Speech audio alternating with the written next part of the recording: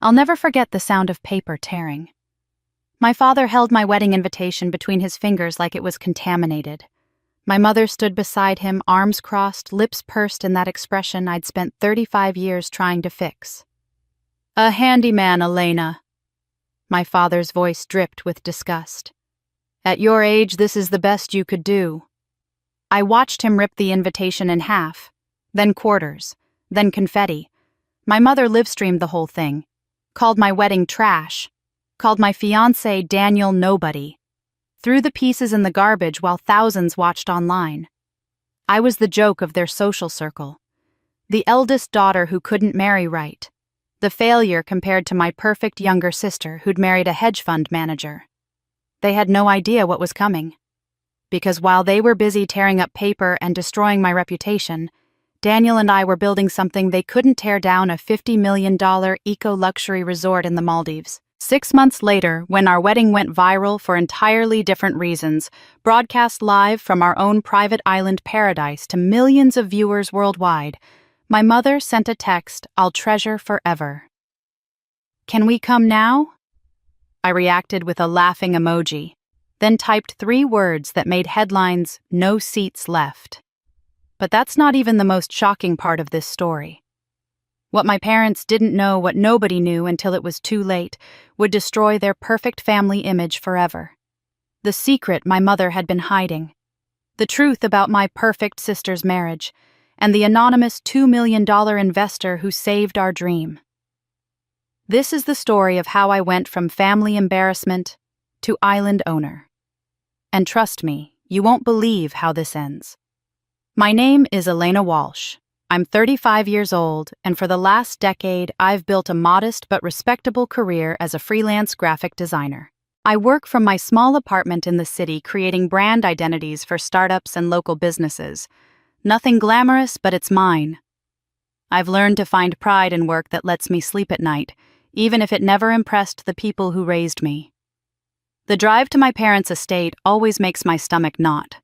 The long driveway lined with manicured hedges, the fountain in the circular drive, the colonial mansion that screams old money.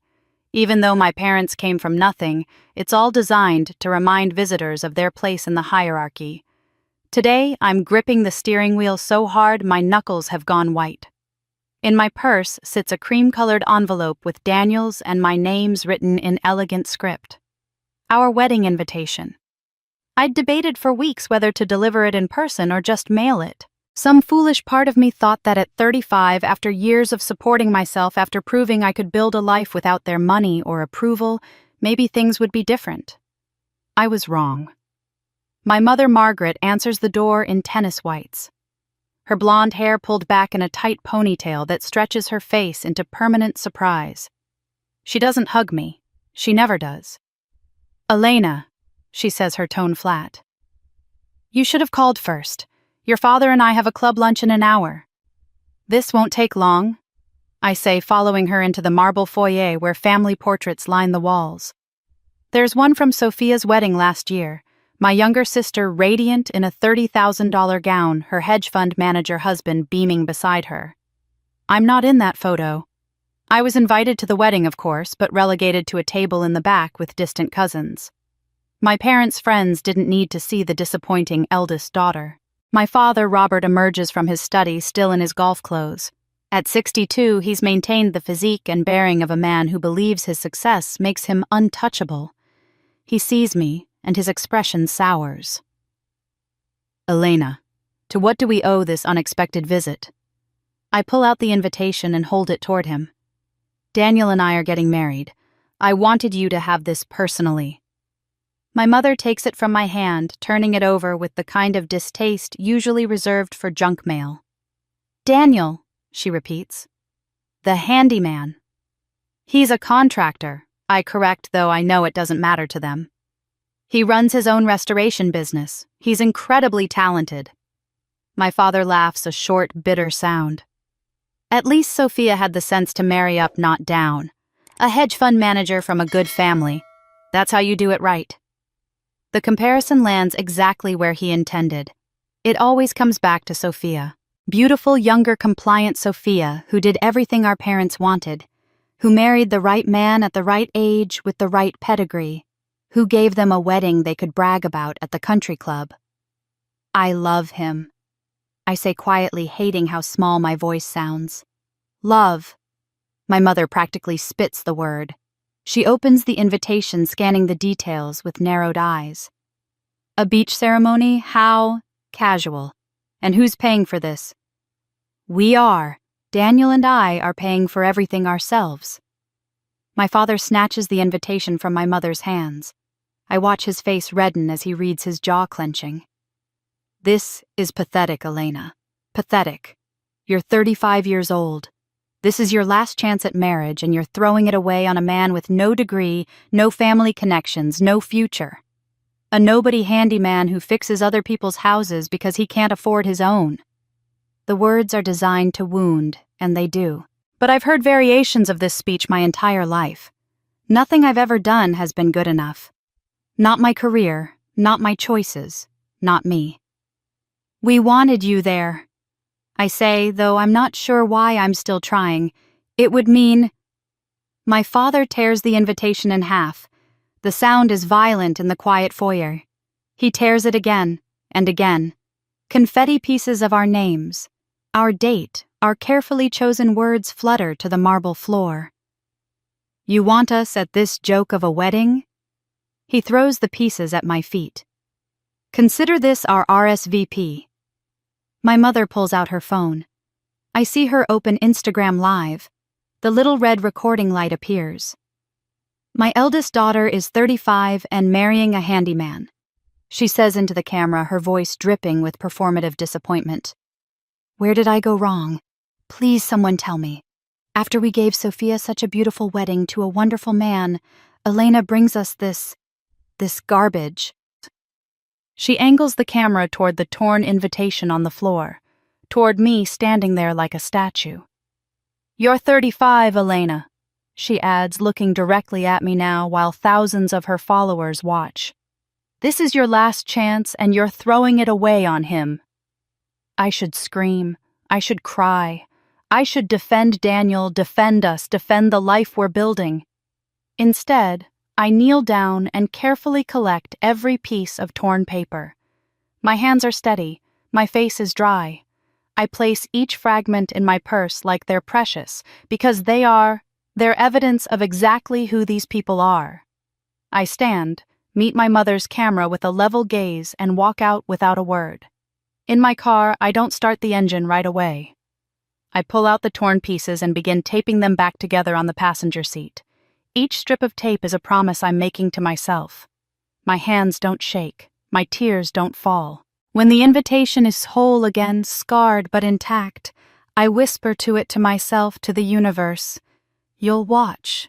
Both of you will watch. Then I drive away from that house for what I don't yet know will be the last time. The taped invitation sits on my coffee table, a fragile monument to rejection. I stare at it from my couch, unable to look away, unable to think about anything except the question that's haunted me since childhood. When did they decide I wasn't enough? I close my eyes, and I'm 8 years old again, standing in my father's study doorway. He's at his desk, surrounded by files and ledgers, and I've brought him the papers he asked me to organize. I'd spent an hour putting them in alphabetical order, so careful, so eager to help. I hold them out like an offering. He glances up, but his eyes slide past me to the baby monitor on his desk, where 2-year-old Sophia is sleeping. Just put them on the side table, Elena. I need to be ready when your sister wakes up. I set the files down exactly where he told me, perfectly aligned with the table's edge, and back out of the room. He never looked at them. I checked later. The memories come faster now, each one a small cut that never quite healed. I'm 16, standing on a high school auditorium stage in a dress I bought with babysitting money. They're announcing the regional art scholarship winners, and when they call my name, I scan the audience for my parents' faces. The 2 seats I reserved for them are empty. I accept the certificate smile for the photo and feel the weight of their absence like a stone in my chest. Later, I learn they took Sophia to her dance recital across town. It was the same night, my mother explains as if that's an answer. We couldn't be in two places at once. Sophia's recital was important. I don't ask what that makes my scholarship. I already know. College graduation should have been different. I was 23 summa cum laude, the first in our immediate family to earn honors. But at the restaurant afterward, my father spent the entire meal explaining to relatives why I'd taken 5 years instead of 4. Elena changed her major twice, he said, shaking his head. Couldn't decide what she wanted. Cost us an extra year of tuition. He didn't mention that I'd changed majors because he told me graphic design was frivolous, that I should study business like he wanted. He didn't mention I'd worked 20 hours a week to cover my living expenses, so I wouldn't burden them. He just made sure everyone knew I'd taken too long. When Sophia graduated a year later, barely scraping by with C's and one repeated class, my parents rented out an entire restaurant. They invited everyone they knew. My father gave a toast about how proud he was that she'd finished on time, how she'd done it the right way, how she was now ready to find a good husband and settle down properly. I sat at that celebration watching my younger sister bask in praise for doing the bare minimum, and something inside me went quiet. Not angry, just quiet. The kind of quiet that comes when you finally stop expecting things to change. But the memory that still makes my stomach turn happened 5 years ago on my 30th birthday. I'd made a reservation at the restaurant where we used to celebrate special occasions when I was young. I wore a new dress. I arrived early. My parents showed up 20 minutes late, and Sophia breezed in 30 minutes after that, apologizing about traffic. We'd barely ordered appetizers when my mother asked Sophia about her new boyfriend. That was all it took. For the next 90 minutes, my birthday dinner became a discussion of James's family connections, his position at a financial firm, his parents' estate in Connecticut. My father pulled up James's company profile on his phone, nodding approvingly at his credentials. My mother made plans to meet James's mother for lunch. I sat there invisible as they mapped out my sister's brilliant future with this man she'd been dating for 3 weeks. I stood up in the middle of my mother's sentence about country club memberships and said I needed to use the restroom. I walked past the restrooms, past the bar, straight out the front door, and drove home. My phone didn't ring for 40 minutes. When it finally did, it was Sophia. Where did you go? We ordered your cake. Not, are you okay? Not, we're sorry. Just confusion about the cake. I'm 35 now, and I can see the pattern with painful clarity. Sophia was born pretty with my mother's delicate features and blonde hair. I came out looking like my father's side of the family, all dark coloring and strong features. Sophia was compliant, eager to please, happy to be the daughter they could show off. I asked too many questions, wanted to make my own choices, refused to date the boys they approved of. Sophia did everything right according to their script. I kept writing my own lines. They gave Sophia unconditional love from the moment she drew breath. They gave me conditions I could never meet. I open my closet and pull out the box from the top shelf. I haven't looked inside in years. The cardboard is worn at the corners, the tape yellowed. I carry it to my living room and sit cross-legged on the floor, the taped invitation watching from the coffee table like a witness. Inside the box, my art scholarship certificate, Dean's List letters from every semester, my college diploma, client testimonials praising my design work, a feature article about my business from a local magazine, awards for volunteer work, proof that I built something despite them, not because of them. I think about all the times I wanted to show these to my parents. All the times I imagined them finally seeing me, finally being proud. All the years I spent trying to earn what they gave Sophia for free. I'm done trying. I carry the box to my fireplace. I don't hesitate. I don't cry. I light the kindling and begin feeding 35 years of achievements into the flames. The paper curls and blackens. The certificates turn to ash. The awards disappear like they never existed. I watch it all burn and I feel lighter than I have in decades. The last ember dies in the fireplace, and I'm still sitting on the floor when I hear Daniel's key in the lock. It's nearly 10 at night. He's been on a job site all day, probably covered in sawdust and paint, but he came straight here like he always does when he knows I've had a difficult day. I texted him this afternoon, just 3 words. It went badly. That's all it took. Daniel Rivera is 37, though most people guess younger because of the way he moves easy and unhurried, like someone who's figured out that rushing through life means missing the good parts. He runs a small contracting business specializing in restoration work, the kind of detailed, patient craftsmanship that most contractors won't touch because it doesn't pay enough for the hours it demands. Daniel doesn't care about that. He cares about bringing old things back to life. We met 3 years ago in the most ordinary way possible. I'd just rented studio space in a converted textile factory downtown, one of those beautiful old brick buildings with huge windows and original wood floors. The building was undergoing restoration, and Daniel's company had the contract. I was moving boxes up the stairs when my portfolio case slipped from under my arm, spilling design samples across the landing. I remember the frustration, the exhaustion, kneeling there trying to gather everything while fighting back tears over nothing and everything at once. Then there were hands helping mine. Careful hands that didn't crumple the pages, that organized them by size as he collected them. Daniel sat back on his heels and looked at the designs spread between us, really looked.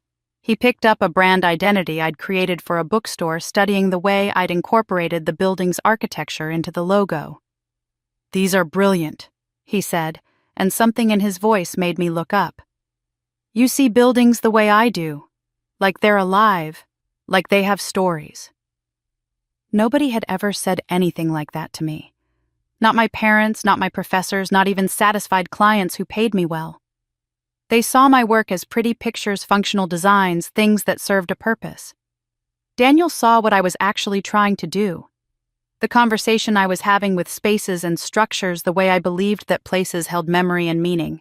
We talked for 2 hours on that landing. He told me about the building's history, how it had been built in 1892, how the bricks were fired in kilns that didn't exist anymore, how he was painstaking matching the original mortar mixture because the integrity of restoration is in the details everyone else thinks don't matter.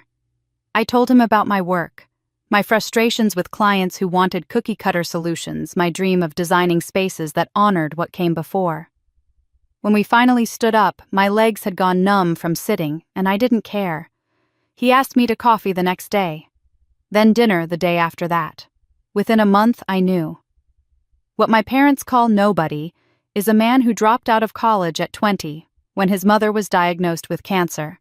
He was 2 years into an architecture degree at a state school, working nights to pay tuition when she got sick.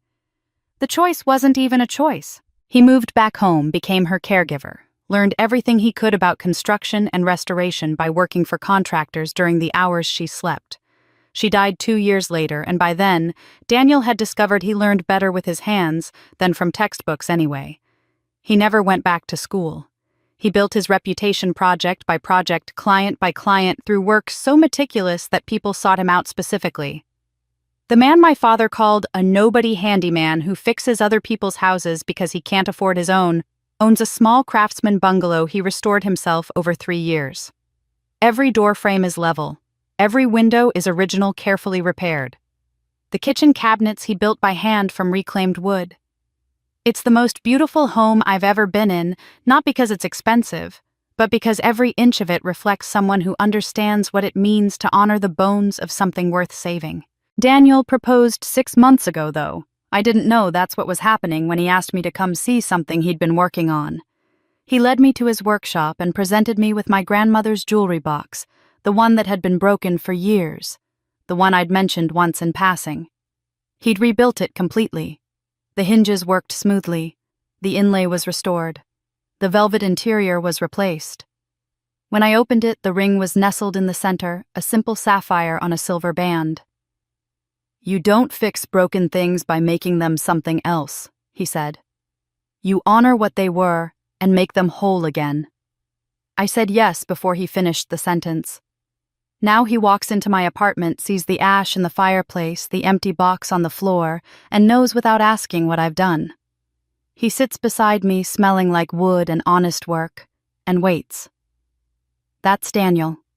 He never pushes, he just waits until I'm ready. I pull the taped invitation from the coffee table and hand it to him. He studies the tape lines, the careful reconstruction, and I watch his jaw tighten. But he doesn't explode. He doesn't call my parents' names or suggest revenge. Instead, he sets the invitation down gently and stands offering me his hand. "Come here," he says. "I want to show you something." He leads me to his laptop on my kitchen counter and opens a file. Architectural drawings fill the screen, detailed and professional, the kind of plans that take months to create. Buildings rising from a tropical coastline. Sustainability features integrated into luxury design. Notes in Daniel's careful handwriting covering every margin. At the top of the document in bold letters, Maldives Eco-Luxury Resort Project. I stare at the screen, not understanding. Daniel's voice is quiet beside me. "I've been working on something. Something they'll never expect." My heart starts pounding. "What is this?" He zooms in on a rendering of a villa perched over turquoise water. "This is what nobody builds." Daniel spends the next hour walking me through the plans, his voice animated in a way I rarely hear.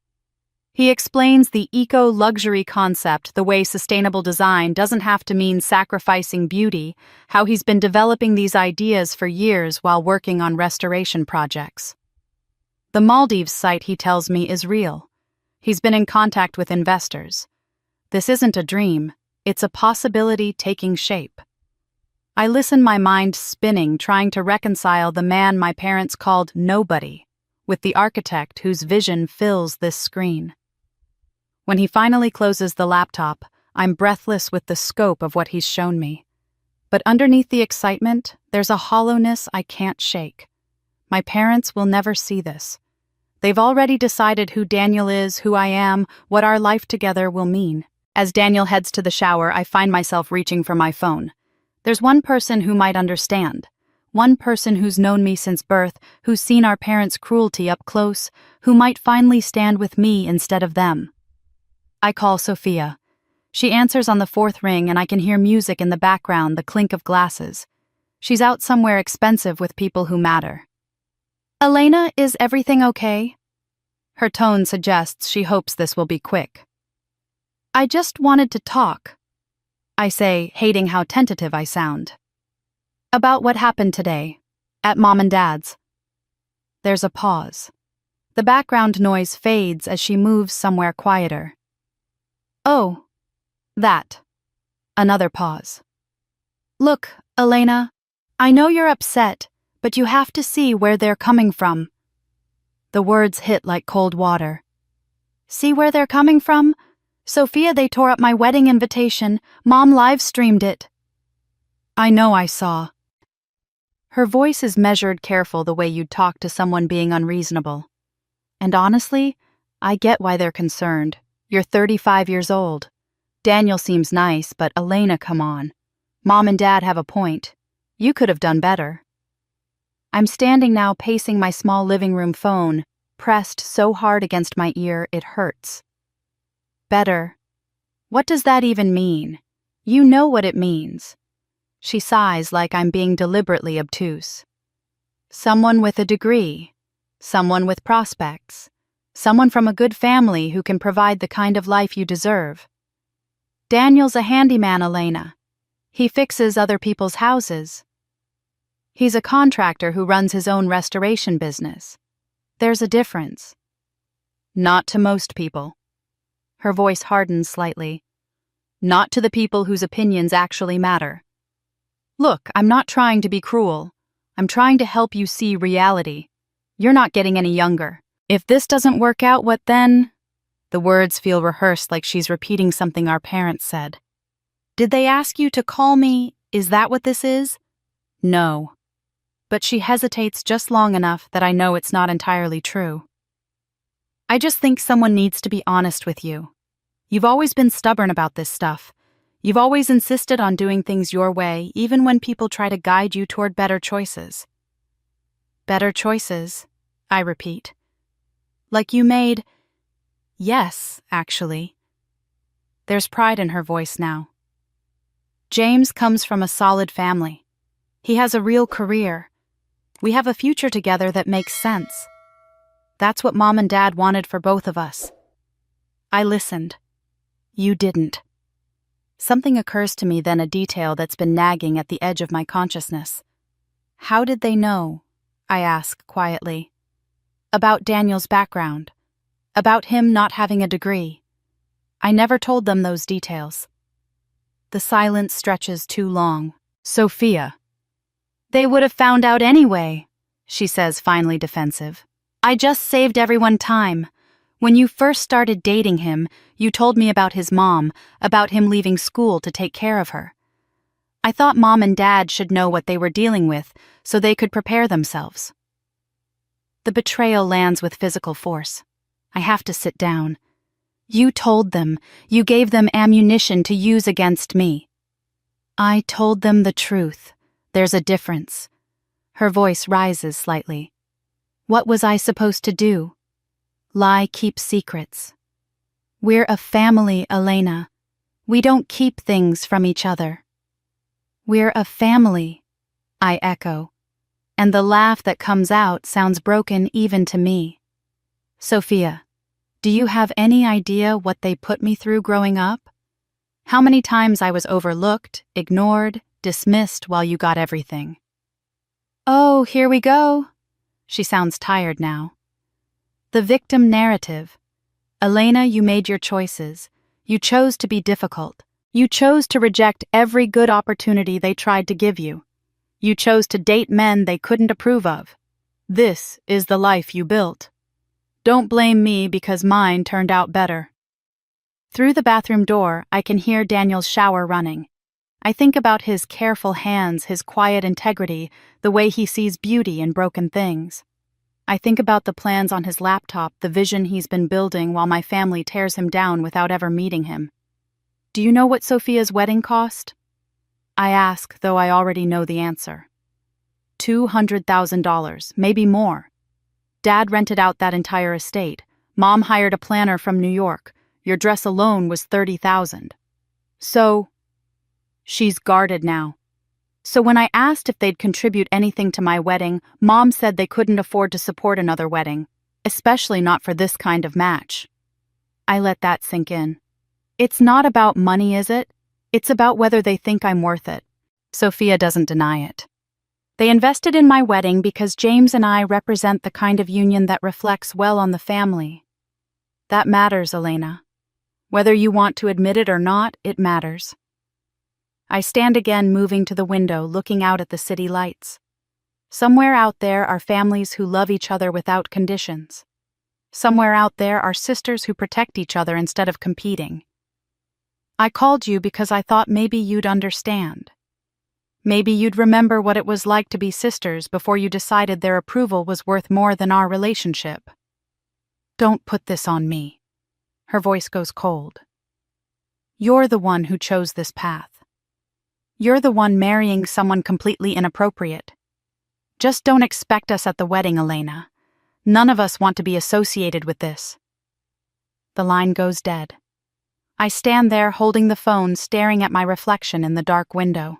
Daniel emerges from the bathroom, sees my face, and crosses the room without a word. He wraps his arms around me from behind, and I let myself lean into him. She chose them, I say. I know. I'm completely alone in that family. No, he says quietly. You're free of them. There's a difference. I turn in his arms, looking up at him. Fine, I say, and my voice doesn't shake. They won't be invited to what comes next either. Daniel studies my face for a long moment. Then he nods. What comes next? I think about the resort plans, about the life we're going to build, about the family who thinks I'm not worthy of their presence. Everything they never expected, I say, starting now. I send one more invitation to my parents. I know it's foolish even as I'm addressing the envelope, but some part of me still hopes that maybe given time to think, they'll reconsider. Maybe they'll remember I'm their daughter. Maybe they'll choose me just once. I mail it on a Tuesday morning before I can talk myself out of it. By Thursday afternoon, I learn exactly how naive that hope was. My phone starts buzzing during a client call. I ignore it, but it doesn't stop. When I finally check during a break, I have 43 notifications. Most of them are tags on Instagram. My stomach drops before I even open the app. The video is pinned to the top of my mother's profile. The thumbnail shows her holding a cream envelope, my handwriting clearly visible. She's positioned herself in their formal living room, the one with the oil paintings and fresh flowers, everything carefully arranged to project success and taste. The little red live indicator shows in the corner. Over 15,000 people watched this in real time. I press play with shaking hands. My mother's face fills the screen perfectly, made up her expression a practiced blend of disappointment and concern. "I need to share something with all of you," she begins, her voice trembling just enough to seem authentic.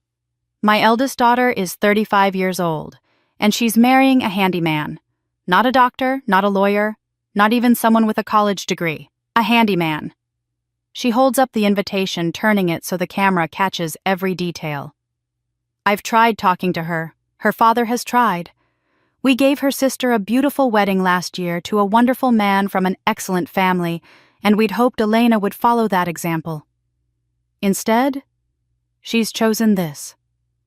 She tears the invitation slowly, deliberately, the sound loud in her silent living room.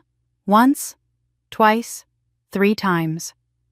The pieces flutter into an antique crystal bowl positioned perfectly in frame. "Where did I go wrong?" she asks the camera, and I can see comments flooding the screen in real time. "I gave her every advantage, the best schools, a loving home. I introduced her to appropriate young men from good families. She rejected all of them. And now this. At 35, this is likely her last chance at marriage, and she's throwing it away on someone who fixes other people's houses for a living." She pauses, lowering her voice. "Please pray for our family. Pray that Elena comes to her senses before it's too late." The video ends with her dabbing at dry eyes with a tissue. I scroll through the comments, each one a small knife. "Oh, Margaret, I'm so sorry you're going through this. How embarrassing for you, especially after Sophia's beautiful wedding. At 35, she should know better. Poor thing, she's probably desperate." This is what happens when daughters don't listen to their mothers.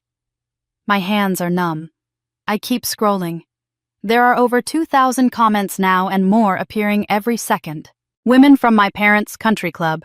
People who've known me since childhood. Distant relatives I haven't seen in years, all publicly dissecting my choices while my mother plays the victim. Then I see that I've been tagged. Again and again.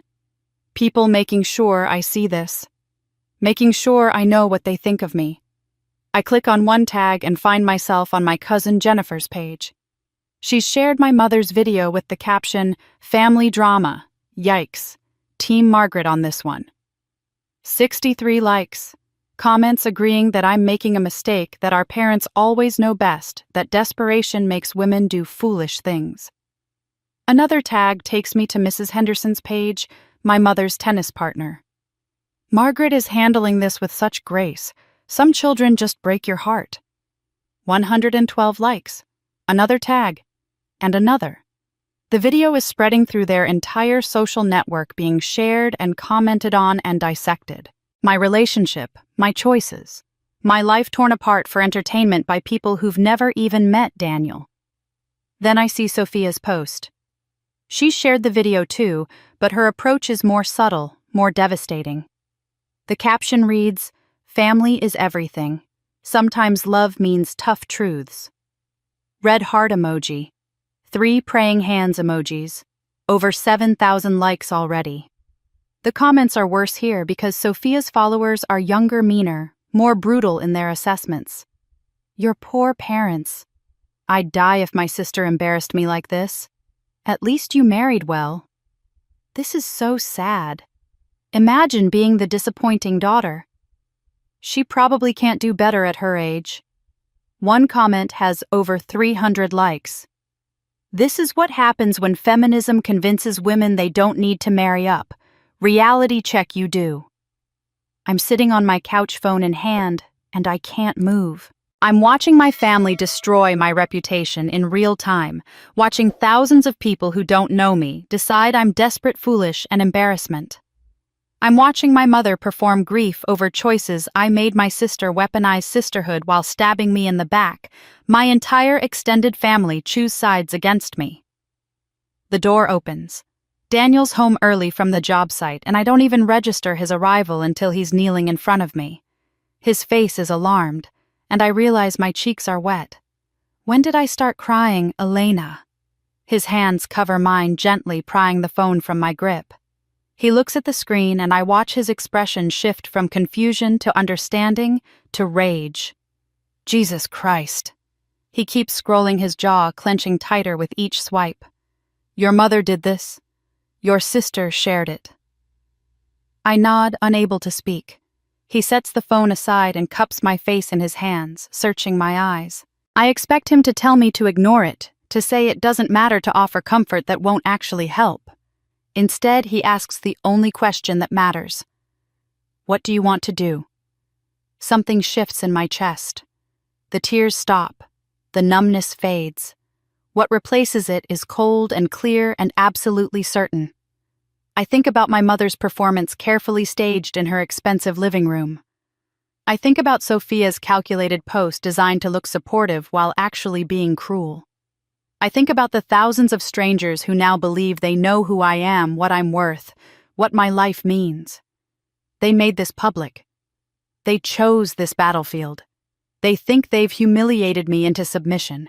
They have no idea what's coming. I look at Daniel and my voice doesn't waver. They made it public, so will I. But they won't recognize what's coming.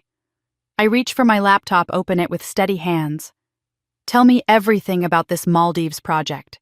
Every detail, every timeline, every possibility. I pull up a new browser window. If they want to make my life a public spectacle, let's give them something worth watching.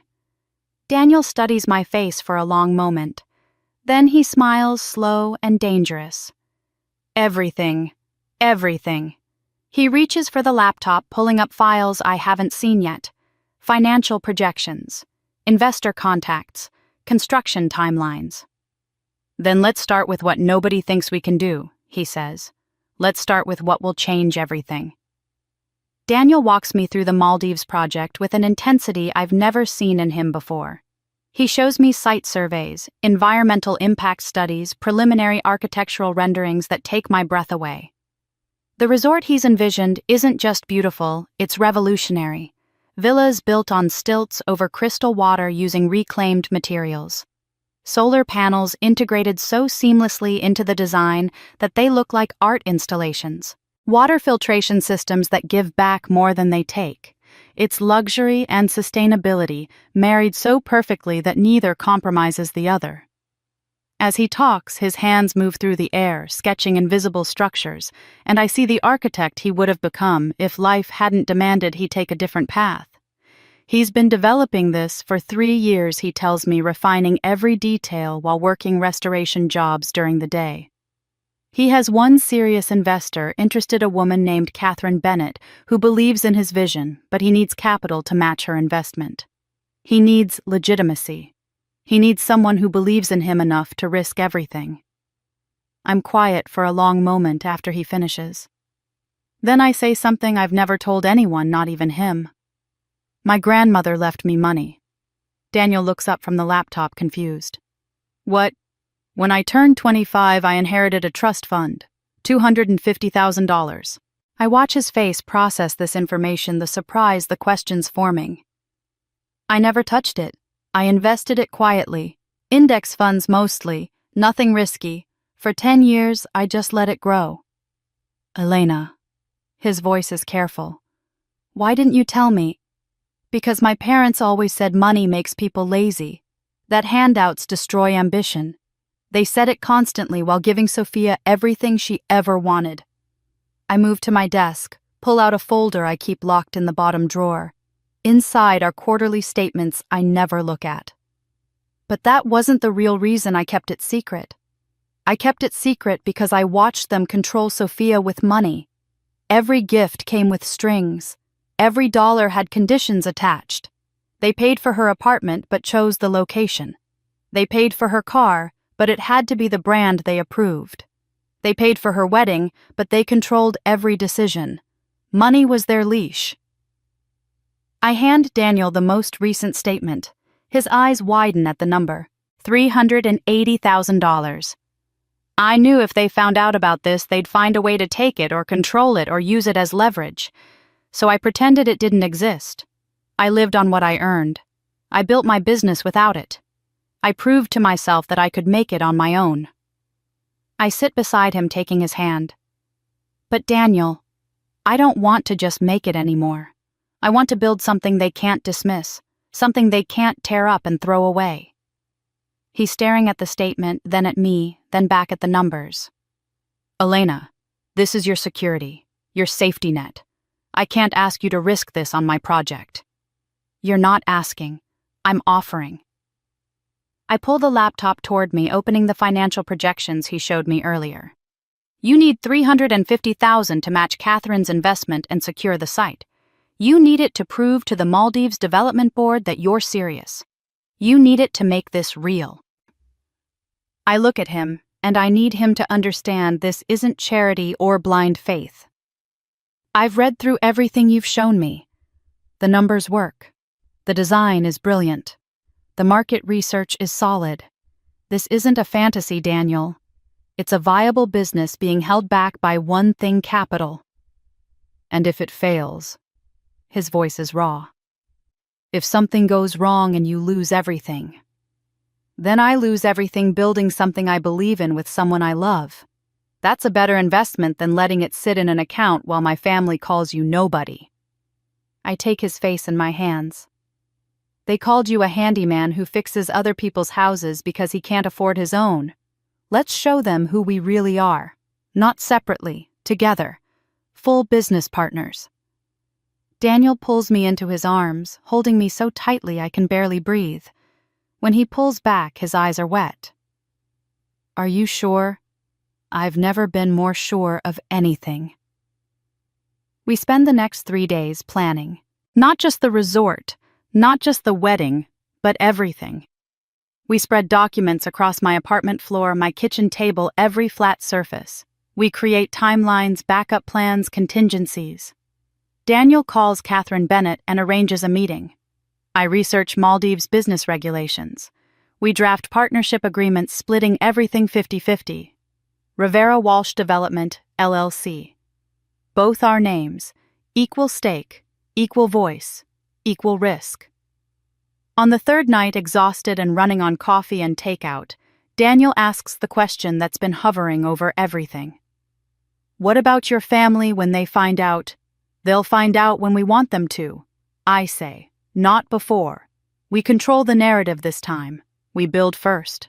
We prove it works. Then we let them watch what we've created without them. They'll say you're being reckless, that I took advantage of you. Let them say whatever they want. Their words can't stop wire transfers. I pull up my bank's website log into the account I haven't touched in 10 years. Ready? Daniel nods, but I can see his hands shaking slightly. I initiate the transfer.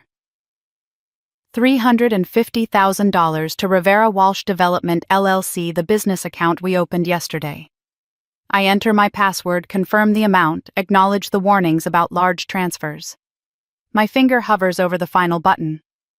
Elena, that's everything you have. I look at him and that cold smile returns, the one I've been wearing since my father tore that first invitation. No, I say. That's everything I'm investing in us. I press confirm. The screen processes for a moment, then displays transfer complete.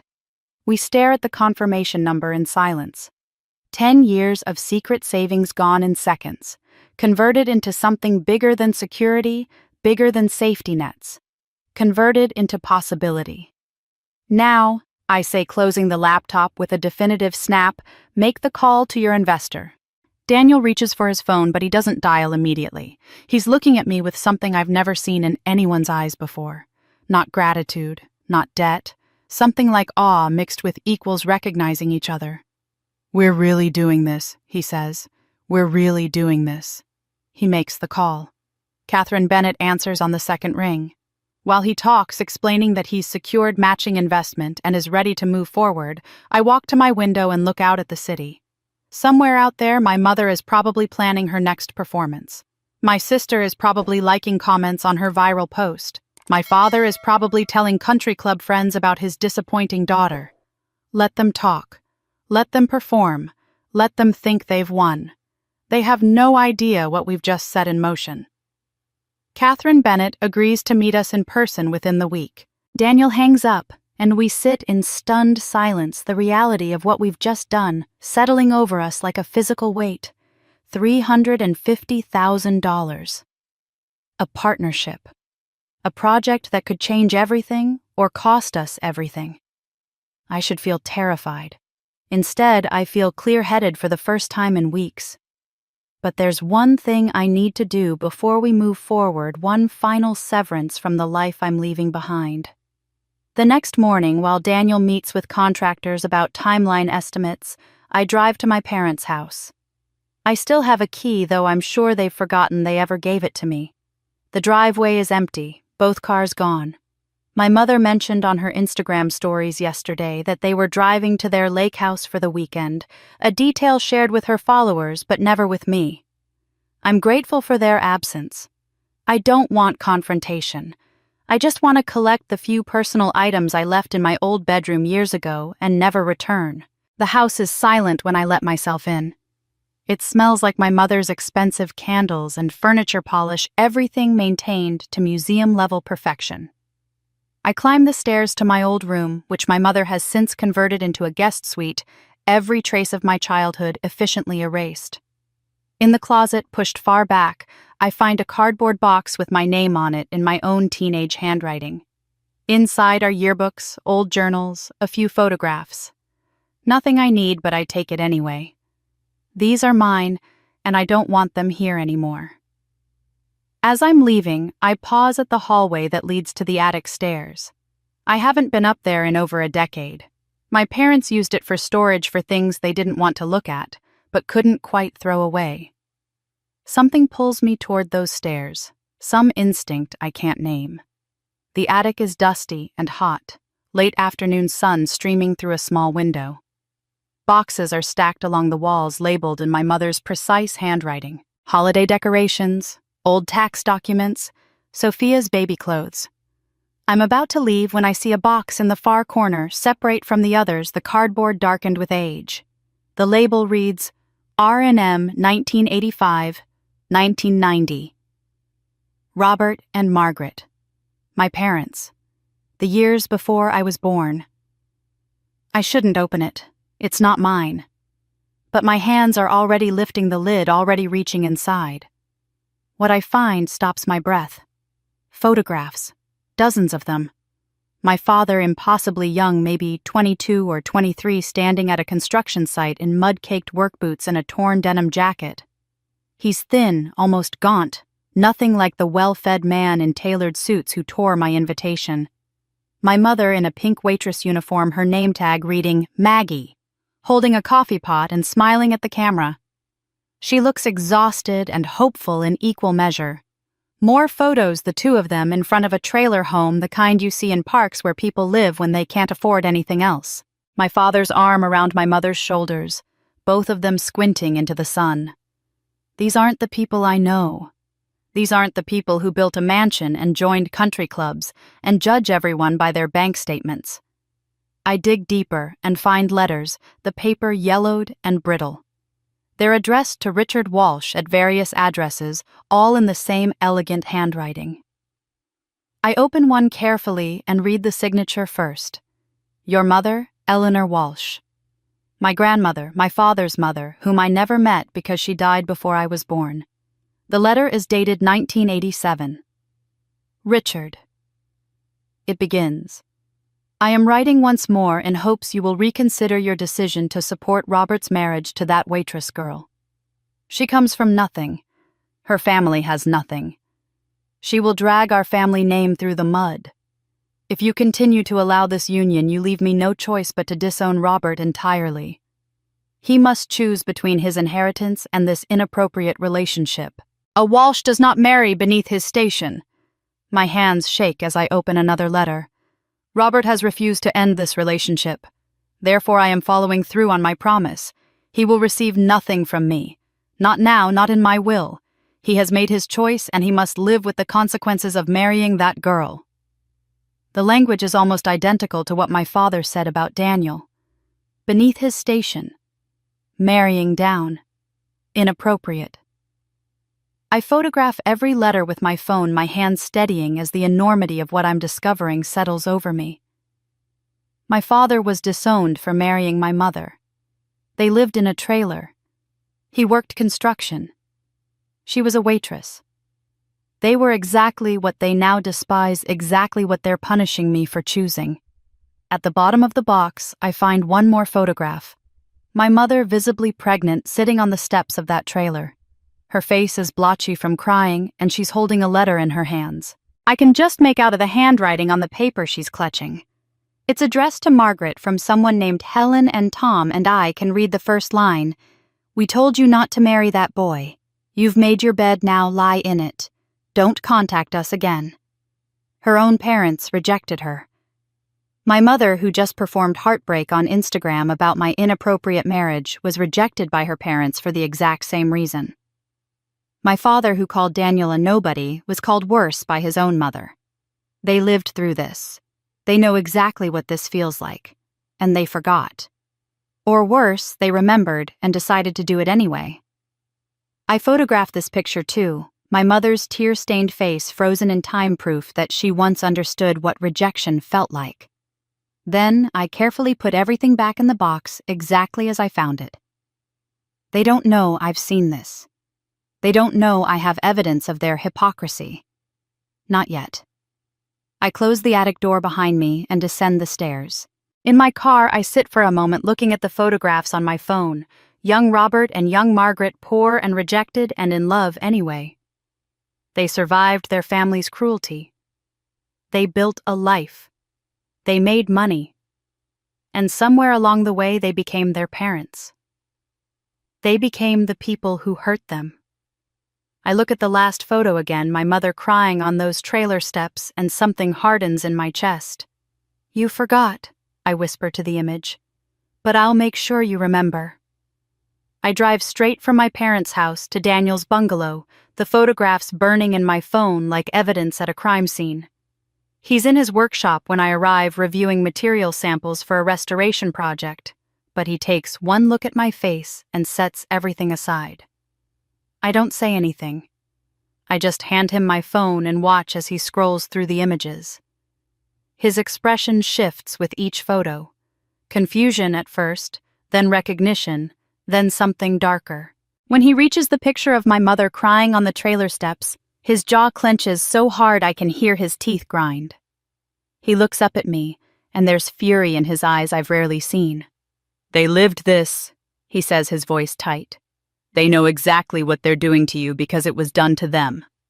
Word for word, I confirm. My grandmother's letters could have been written by my father last week. The same language, the same contempt, marrying beneath station, inappropriate choices, all of it. Daniel starts pacing phone still in his hand, scrolling back through the photos. "We have to show people this. We have to post these online right now, counter their narrative with the truth. Let everyone see what hypocrites they are." He's already opening Instagram on my phone. "Your mother performed that whole victim routine about you marrying down when she married down herself. Your father called me a nobody when his own mother called him worse. Elena, this destroys their credibility completely." I take the phone from his hands gently but firmly. "No." "What do you mean, no?" He stares at me like I've lost my mind. "This is perfect. This shows everyone exactly who they are. This ends their moral high ground forever." "You're right," I say. "It would. And that's exactly why we're not doing it." He stops pacing, confused. "I don't understand." I sit down on his workbench, gathering my thoughts, trying to articulate something that's been crystallizing in my mind since I left that attic.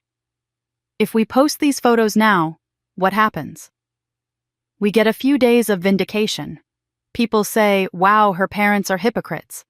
We win the social media battle. I look at him steadily. But that's all it is. A battle. Small, petty, reactive. We'd be doing exactly what they did, trying to humiliate them publicly to make ourselves feel better. We'd be stooping to their level. They humiliated you first, Daniel argues. They earned this. They did. I agree. But Daniel, think about what you showed me 3 days ago. Those resort plans, that vision. That's not small or petty or reactive. That's building something real, something undeniable, something they can't fight or diminish or explain away. I stand, moving closer to him. If we expose them now, we become the children fighting with their parents on the internet. If we build what we're planning to build, we become something they can never diminish. We become successful despite them, not because we destroyed them. He's listening now, the anger in his eyes shifting to something more thoughtful. You want to let them think they won. I want them to think whatever they want while we build something they can't touch. I pull up the resort renderings on my phone, the beautiful structures rising from turquoise water. This is the answer. Not photographs of their past. Not exposing their hypocrisy. This. Success they can't deny. Achievement they can't tear up and throw in the trash. A life so beautiful they'll choke on their own judgment. Daniel takes my face in his hands, studying me. You've thought this through. I spent the whole drive here thinking it through. If we post those photos, we get revenge. But revenge fades. Success doesn't. I cover his hands with mine. My father called you a nobody handyman. Let's show him who you really are. Not by telling him, by building something so magnificent he can't look away. And your mother's video, her performance about your poor choices. Let it stand. I say and I mean it. Let her words stay out there. Because when we're standing in our own resort, married and successful and happy, those words will condemn her, not us. She'll have to live with what she said. We won't have to do anything except exist in the life we built. Daniel is quiet for a long moment. Then he nods slowly. Silence is the loudest revenge. Exactly.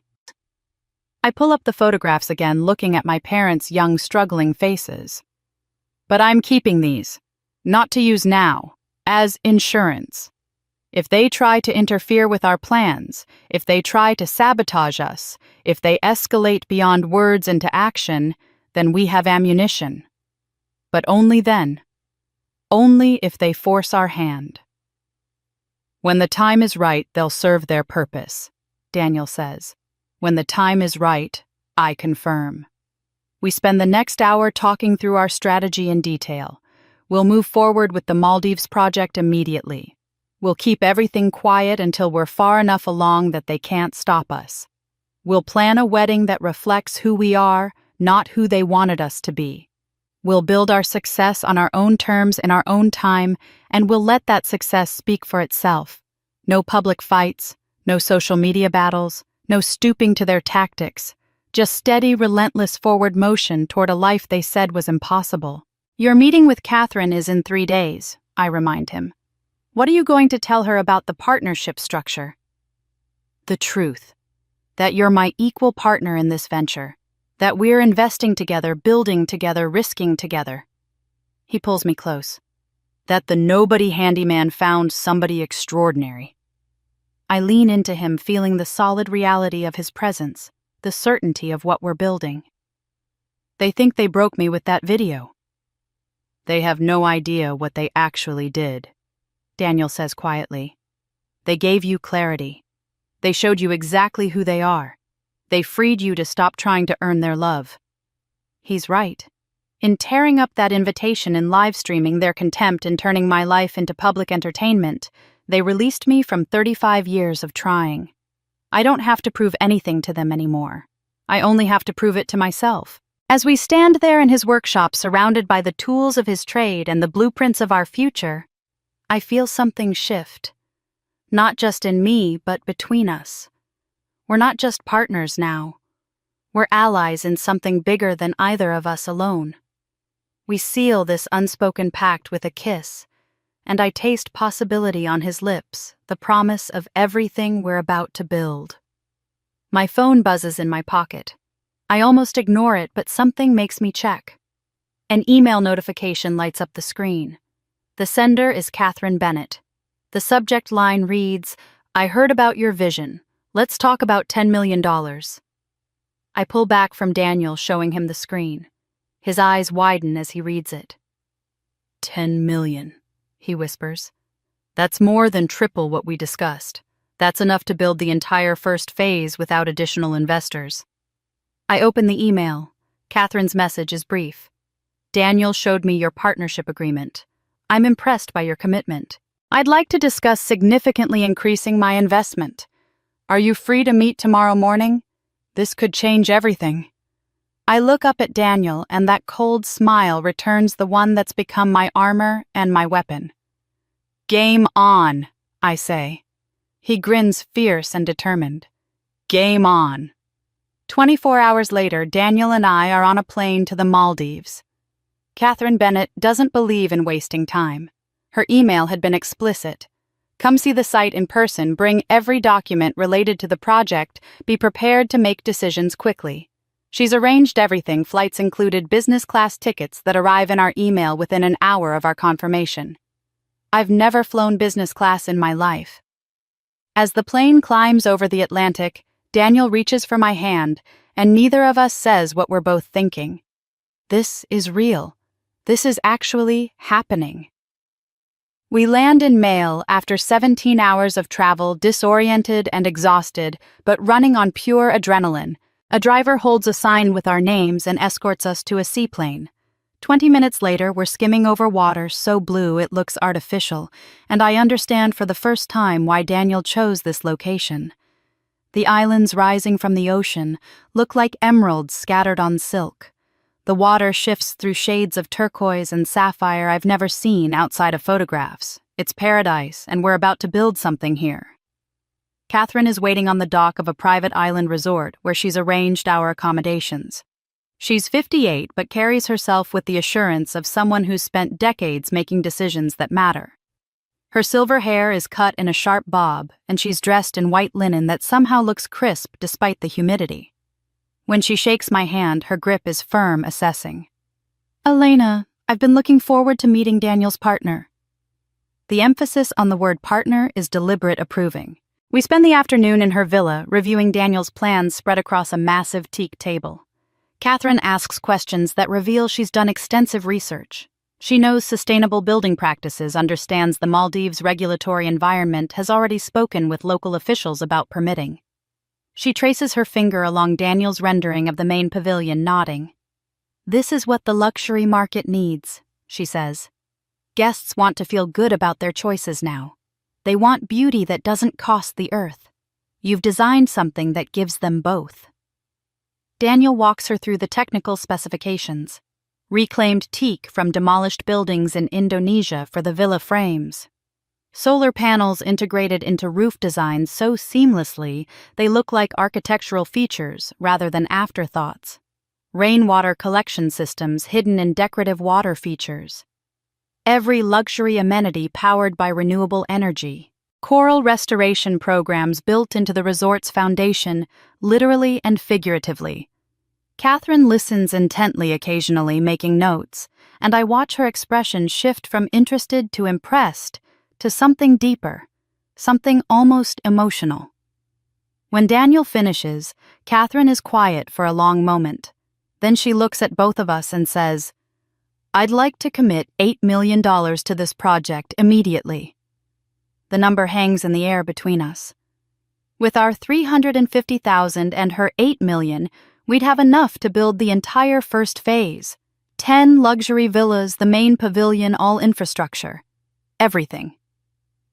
$8 million, Daniel repeats as if testing whether the words are real. I've been looking for a project like this for 5 years, Catherine says. Something that combines vision with integrity. Something built by people who care more about creating something meaningful than extracting maximum profit. She looks directly at me. I know what it's like to be underestimated because of who you love. I won't let that happen to either of you if I can help it. There's weight in those words, a story she's not telling yet. But before I can ask, she's pulling out contracts her lawyers have already drafted, partnership agreements that split ownership 3 ways. Documents that make this officially real. We sign everything that afternoon. Rivera Walsh Maldives Eco Resort becomes a legal entity. Catherine's lawyers file incorporation papers while we're still sitting at her table. By evening, we own an island. We have $8 million in capital. We have 12 months to build something extraordinary. The next morning, Catherine takes us to our site. It's smaller than her resort island, but more beautiful if that's possible. Pristine white sand, coconut palms, water so clear we can see fish swimming 20 feet down.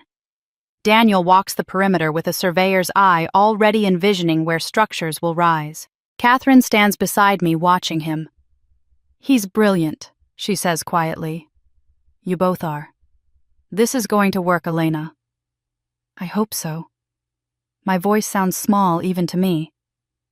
"We've invested everything we have in this." "I know. That's why I'm investing too. People who risk everything believe in what they're building. That belief is worth more than any business plan." She pauses. "Your names will be equal on everything. I insist on that.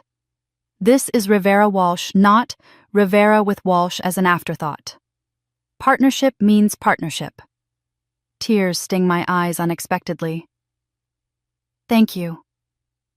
We spend the week meeting with contractors, architects, environmental consultants. Daniel is in his element, making decisions with a confidence I've never seen in him before. This is what he was meant to do, and watching him do it feels like witnessing someone finally become themselves. I handle communications documentation, the 1,000 details that make projects run smoothly. We work 16-hour days and fall into bed exhausted every night, but neither of us has been happier.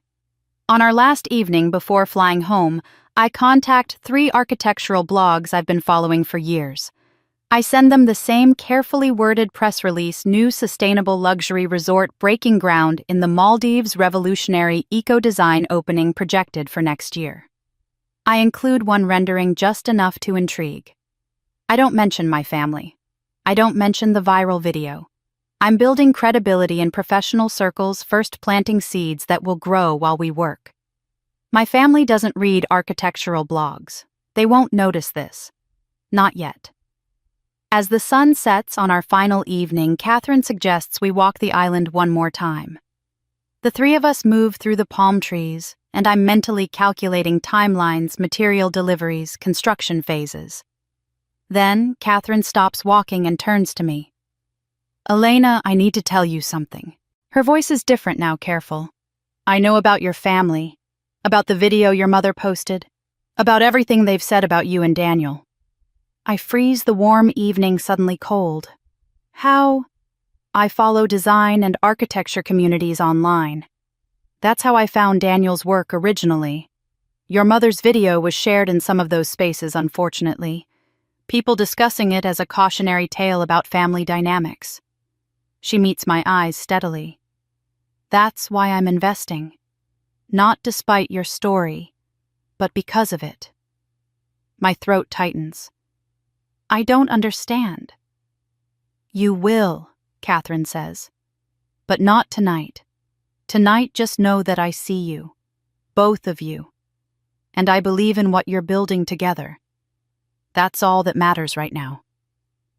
Daniel excuses himself to make a call to one of the contractors, leaving Catherine and me alone on the beach as the sky turns from gold to purple. The question hangs between us like something physical. How does this sophisticated investor, this woman we met less than a week ago, know the details of my family's cruelty? Catherine gestures to a pair of chairs near the water's edge, and we sit. She's quiet for a moment, watching the waves, and I recognize the posture of someone gathering courage to share something painful. "I follow architecture and design communities online," she begins. "It's how I find projects worth investing and how I stay connected to what's emerging in the field. About 2 months ago, your mother's video started circulating in those spaces. Not because people cared about your wedding, but because it became a case study in toxic family dynamics. Someone shared it in a thread about families who don't support creative careers." She turns to look at me. "The comments were ugly. People treating your life like entertainment, your pain like gossip. But then someone posted a link to your portfolio, your actual work." My face heats with embarrassment and something else. strangers discussing my family drama, my mother's performance dissected by people who don't know us. I didn't know it spread that far. The internet is cruel that way. Pain travels fast. Catherine's voice is gentle. But Elena, your work is extraordinary. The brand identities you create, the way you integrate architectural history into modern design, it's sophisticated and thoughtful. When I saw your name attached to Daniel's Maldives proposal as equal partner, I knew this was something special. Not despite the controversy around you, but because someone who's been through what you've been through and still chooses to build something beautiful, that person has the resilience this kind of project demands. I don't know what to say. I've spent so long hiding from my family's judgment that I forgot other people might see me differently. 30 years ago, I was you, Catherine says quietly. 28 years old, engaged to a man my parents called inappropriate. His name was James. He was an artist, a sculptor from a working-class family in Ohio. My parents were old Philadelphia money, the kind of people who believe your ancestors' accomplishments matter more than your own. When I told them I was marrying James, my father gave me an ultimatum. End the engagement and maintain my place in the family, or marry him and be cut off completely. The parallel is so exact, it makes my chest ache. What did you do? I married him anyway, in a small ceremony with his family and a handful of friends who chose us over status. My parents didn't come, they didn't speak to me for 26 years. She says this matter-of-factly, but I can hear the old wound underneath. I had a trust fund from my grandmother that they couldn't touch, about $200,000. James and I used it to start a small sustainable building company. We struggled for years, but we built something real together, something we were proud of. Your parents never reconciled. I ask, though I already know the answer from the way she's telling this story. My mother died 15 years ago. My father died 8 years ago. Both died without ever meeting their only grandchildren, without ever acknowledging that James was a brilliant artist whose sculptures are now in museums, without ever admitting they were wrong. Catherine's voice doesn't waver, but her hands clench slightly in her lap. James passed 5 years ago. Cancer. And one of the last things he said to me was that he wished my family could have known our children, that he wished they'd chosen love over pride. Tears blur my vision. This is my future if I stay this course. Years of separation, maybe decades. The possibility that my parents will die without ever admitting they were wrong. I'm telling you this not to discourage you, Catherine continues, but to prepare you. The path you're choosing is hard, but Elena, it's also worth it. I had 43 years with James. I had 3 beautiful children. I built a company that's done real good in the world. I have no regrets about choosing him. She turns to face me fully. What I do regret is letting their rejection steal pieces of my joy. Don't let them do that to you. Build something so beautiful they can't look away, and then live your life without waiting for their approval. How did you stop waiting? I ask, because this is the question that keeps me awake at night. I focused on what I was building instead of what I'd lost. Every project, every success, every happy moment with James, I let it fill the space where their approval used to live. She reaches over and takes my hand. Success isn't about proving them wrong, Elena. It's about proving yourself right. It's about building a life so full of meaning and joy that their absence becomes irrelevant. We sit in silence for a while, listening to the waves. Daniel returns, eventually settling into the sand at my feet, and Catherine begins teaching us both about business strategy in the luxury market, about emotional resilience in the face of criticism, about the long game of building reputation. She talks about investors will need to court regulations, will need to navigate the 1,000 small battles that building something meaningful requires. But underneath the practical advice, I hear what she's really teaching us: how to survive being rejected by the people who are supposed to love us unconditionally. How to build joy in the ruins of family. We spend the next 2 days working intensely, finalizing contracts, meeting with the construction team Catherine has assembled, walking the island, and marking where each structure will rise. Catherine is beside us through all of it, not just as an investor, but as a mentor, someone who's walked this path before and knows its dangers. On our final morning before flying home, Catherine finds me alone on the dock watching the sunrise paint the water gold. She's holding a manila envelope thick with something inside. "I want you to have this," she says, handing it to me. "Open it only if you ever doubt whether you're doing the right thing. Only if the weight of their rejection becomes too much to carry." I feel the thickness of the envelope trying to guess what's inside. Photographs, documents. "What is this?" Catherine's smile is mysterious, knowing. "Insurance, just like you're keeping." My breath catches. She knows about the photographs in my parents' attic. She knows I'm holding evidence of their hypocrisy. "How did you—" "Because I kept insurance too," she says. "Letters from my parents, proof of what they said, what they did. I never used it, but knowing I had it, knowing I could prove my truth if I needed to, that gave me strength." She closes my fingers around the envelope. "You're not alone in this, Elena. You never were." I keep Catherine's envelope in my desk drawer unopened. Some nights I'm tempted to look inside, but I remember her words only when doubt becomes too heavy to carry. So far, I'm carrying it. The project consumes every waking hour.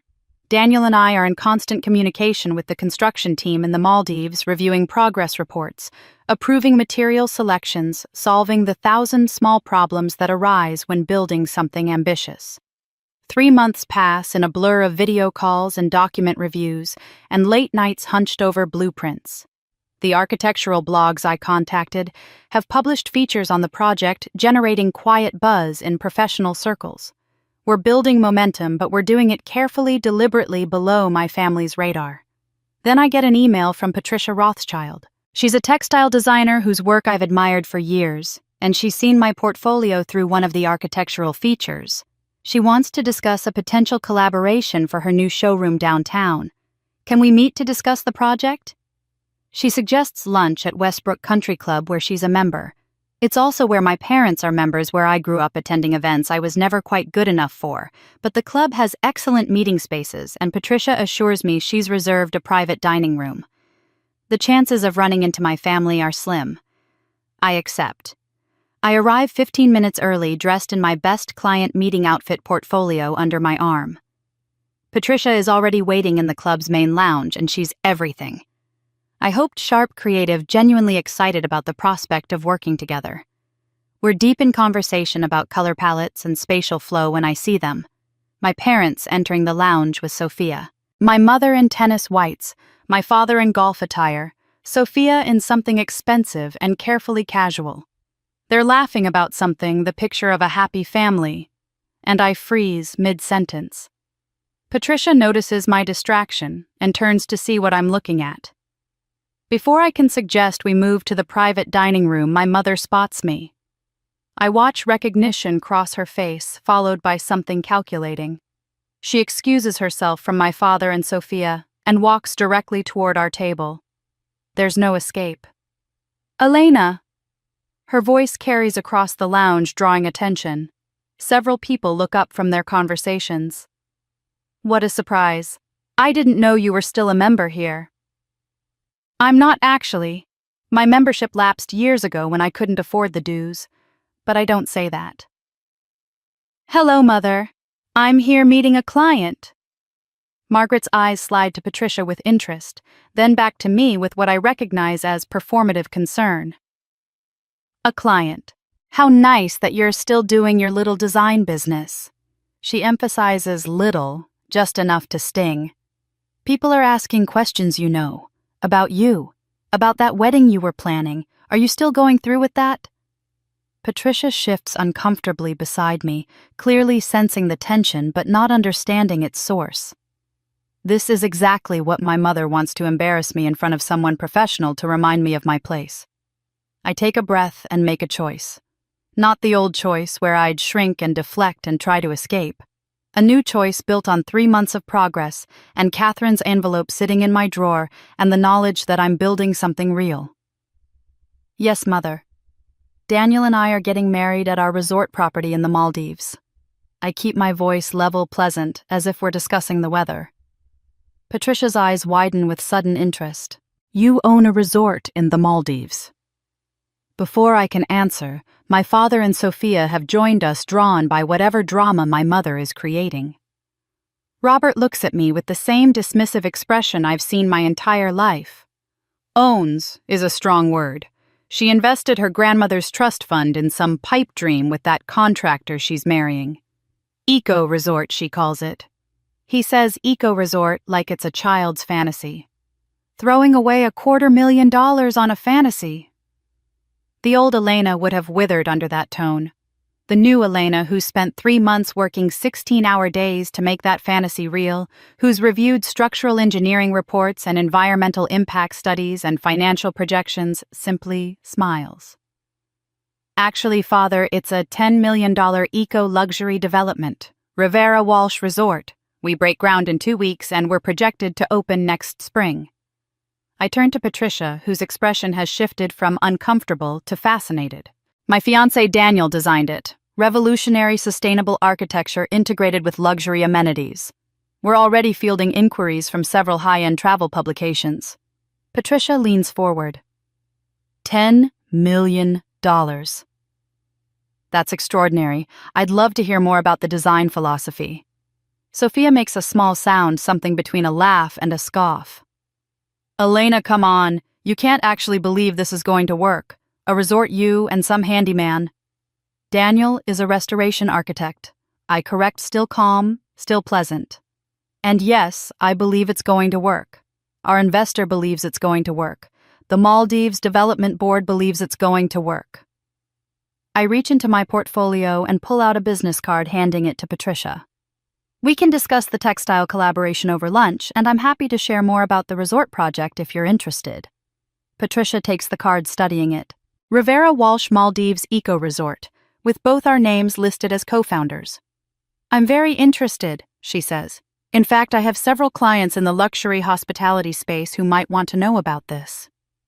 My mother's face has gone rigid, that frozen smile she wears when things aren't going according to her script. My father is staring at the business card in Patricia's hand like it's a weapon pointed at him. If you'll excuse us, I say, standing. Patricia and I have a meeting to get to. I gather my portfolio and Patricia rises with me. As we walk toward the private dining room, I hear Patricia say, pitched just loud enough for my family to hear, "Your daughter owns a Maldives resort. My God. Margaret, you must be so proud." I don't turn around to see my mother's response. I don't need to. I can feel the crack in her forced smile from here, can sense my father's confusion as his dismissive narrative crumbles. Sophia's silence is the loudest of all. Patricia and I settle into the private dining room, and she immediately wants to know everything about the resort. I walk her through the concept, show her Daniel's renderings on my tablet, explain the sustainable luxury approach. She's genuinely excited, and before our lunch is finished, she's not only committed to the showroom collaboration, but has given me the names of 3 hotel groups who might want to feature our resort in their luxury travel programs. As I'm leaving the club 2 hours later, contract signed with Patricia, and 3 new leads in my phone, I pass the lounge where my family sat. They're gone now, but I imagine the conversation they must be having. The questions my mother can't answer. The doubt creeping into my father's certainty that I'm making a mistake. I walk to my car, and for the first time in 3 months, I let myself feel it. Not triumph exactly, something quieter, something like the first taste of vindication. My shoulders straighten, my spine lengthens. I'm not their disappointing daughter anymore. I'm someone building something they can't diminish, and they're just beginning to realize it. The encounter at the country club shifts something. Word spreads quickly through my parents' social circle the way gossip always does in their world. Elena Walsh owns a resort in the Maldives. Elena Walsh has a $10 million development project. The same people who pitied my mother over my poor choices are now asking questions she can't easily answer. 2 days after the country club incident, I receive a text from her. The first direct communication in 4 months. "Elena, we should talk. Can we meet for lunch?" I stare at the message for a long time. Daniel finds me holding my phone, reading and rereading those 12 words. "What does she want?" he asks. "To explain away what happened at the club. to regain control of the narrative. I set the phone down. Or maybe to apologize, though I doubt that. You don't have to meet her. No. I agree. But I want to. I choose the restaurant carefully. A small French bistro in a neighborhood my parents never visit, quiet and intimate, the kind of place where conversations can't be overheard. I arrive early and take a table in the back corner. When my mother walks in 15 minutes later, I see her scan the room with barely concealed distaste. This isn't her usual venue, not the kind of place where she might run into anyone who matters. She sits across from me, and I notice the care she's taken with her appearance. Hair perfectly styled, makeup flawless, wearing the kind of understated expensive outfit that screams old money. She's armored for this meeting, whatever she thinks it's going to be. Elena. She reaches across the table as if to take my hand, but I don't offer it. She withdraws gracefully, folding her hands in her lap instead. Thank you for agreeing to meet. I wasn't sure you would. I almost didn't. I can imagine. She pauses while the waiter takes our drink orders, then continues. I've been hearing things about your project in the Maldives. People are talking about it, asking questions. I wanted to hear the truth directly from you. So this is her strategy. Pretend concern, gather information, find angles to undermine or control. I've watched her do this my entire life. What do you want to know?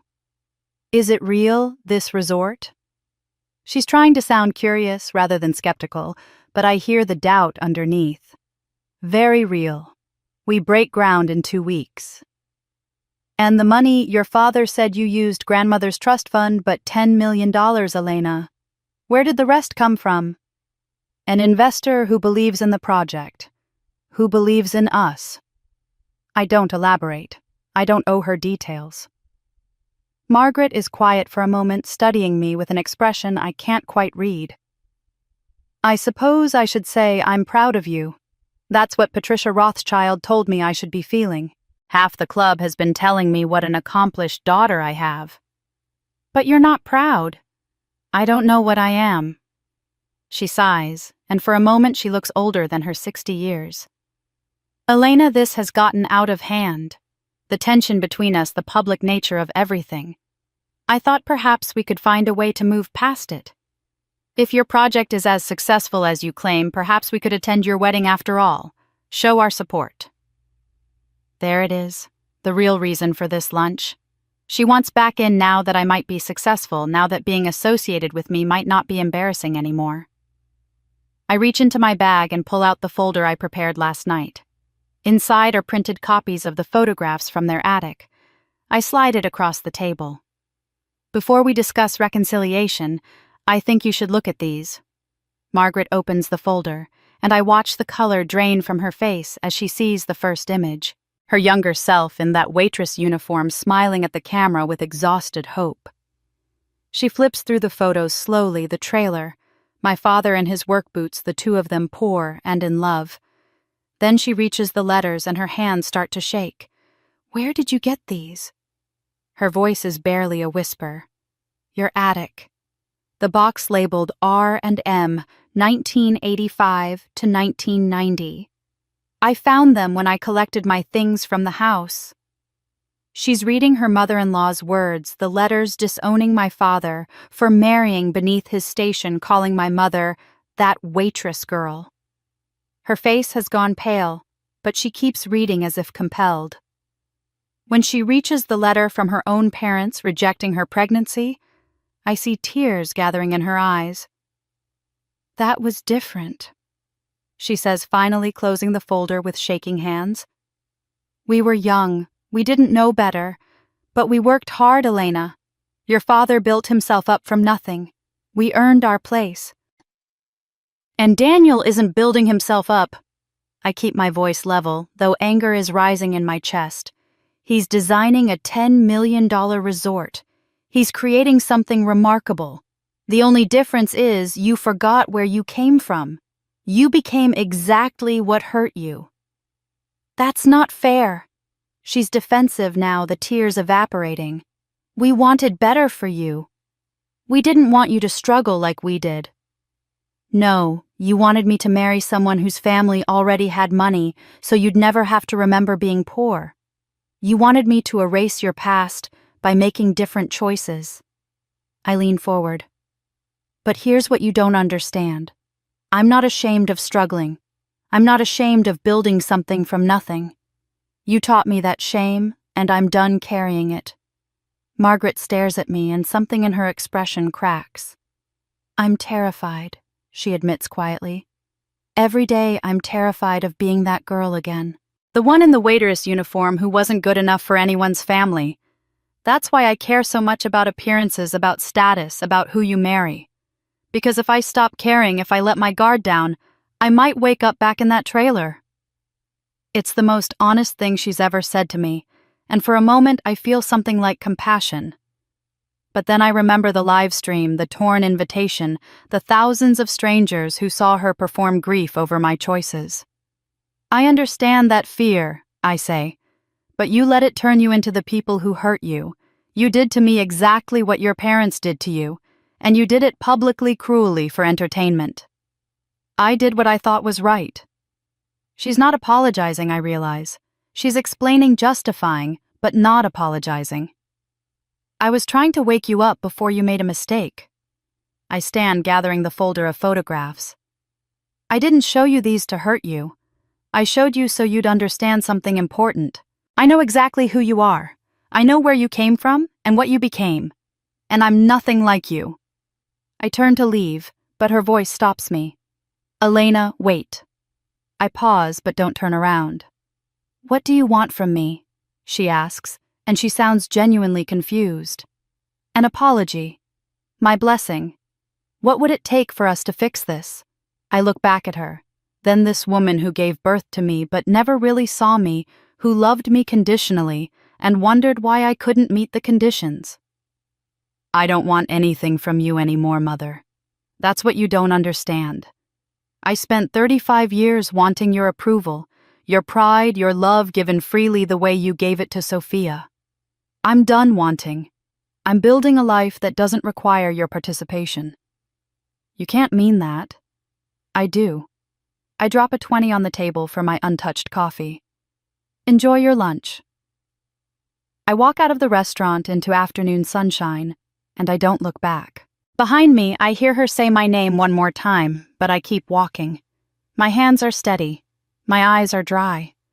The folder of photographs is back in my bag, evidence I needed her to see but not to keep. She knows now.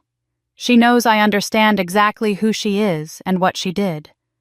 She knows her past isn't buried as deeply as she thought. And she knows I'm walking away anyway. The lunch with my mother fades into the background as the project consumes us completely. 6 months into construction, the resort is taking shape exactly as Daniel envisioned. 4 villas are framed, the main pavilion's foundation is poured, and the solar infrastructure is being installed. We video call with the site manager every morning, review progress photos every evening, and fall asleep with laptops still open on the bed. Our wedding is planned for the resort's opening celebration 8 months away. Everything is on schedule, on budget, on track. Until it isn't. The email arrives on a Tuesday morning from our site manager in the Maldives. Subject line, urgent. Permit issue. My stomach drops before I even open it. The Maldives Environmental Protection Agency has raised concerns about our coastal impact assessment. They're questioning whether our construction methods adequately protect the coral reef system.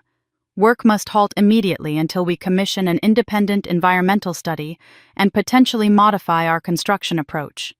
The email includes an estimate $2 million for the study, the modifications, and the delay costs. I call Daniel immediately. He's already read the email, already researching environmental consultants, his voice tight with stress. This doesn't make sense, he says. We passed every environmental review. We exceeded every standard. Our coral restoration program is more comprehensive than anything required by law. Could it be legitimate? I ask, though something in my gut says otherwise. It could be, or it could be Ocean Pearl Resort trying to eliminate competition before we open. Ocean Pearl is the established luxury resort on the neighboring island, the one that's dominated this section of the Maldives market for 15 years. We've heard rumors they're not happy about Rivera Walsh. We spend the next week making calls, reviewing documents, trying to understand what's really happening. Catherine connects us with an environmental law specialist who confirms our suspicion the complaint was initiated by a third party with financial interest in delaying or stopping our project. Almost certainly Ocean Pearl. But legitimate or not, we have to address it. The Maldives government can't ignore official complaints, even politically motivated ones. The environmental study alone will cost $800,000. Modifying our construction methods to address the concerns, even though our current methods are already exemplary, will cost another $900,000. Legal fees, consultant fees, delay costs for contractors who are sitting idle. The total comes to $2.1 million we don't have. Our project account has $45,000 remaining. Catherine's $8 million is fully deployed in construction already underway. My inheritance is gone. Daniel's company accounts are empty, everything invested here. We approach 3 banks about bridge loans. All 3 decline. First-time developers, they say. Unproven track record. Too risky, especially with a permit challenge pending. The tension between Daniel and me, which has been building slowly under the pressure, finally erupts one night in my apartment. We're reviewing the numbers for the 100th time, searching for solutions that don't exist, when Daniel slams his laptop closed.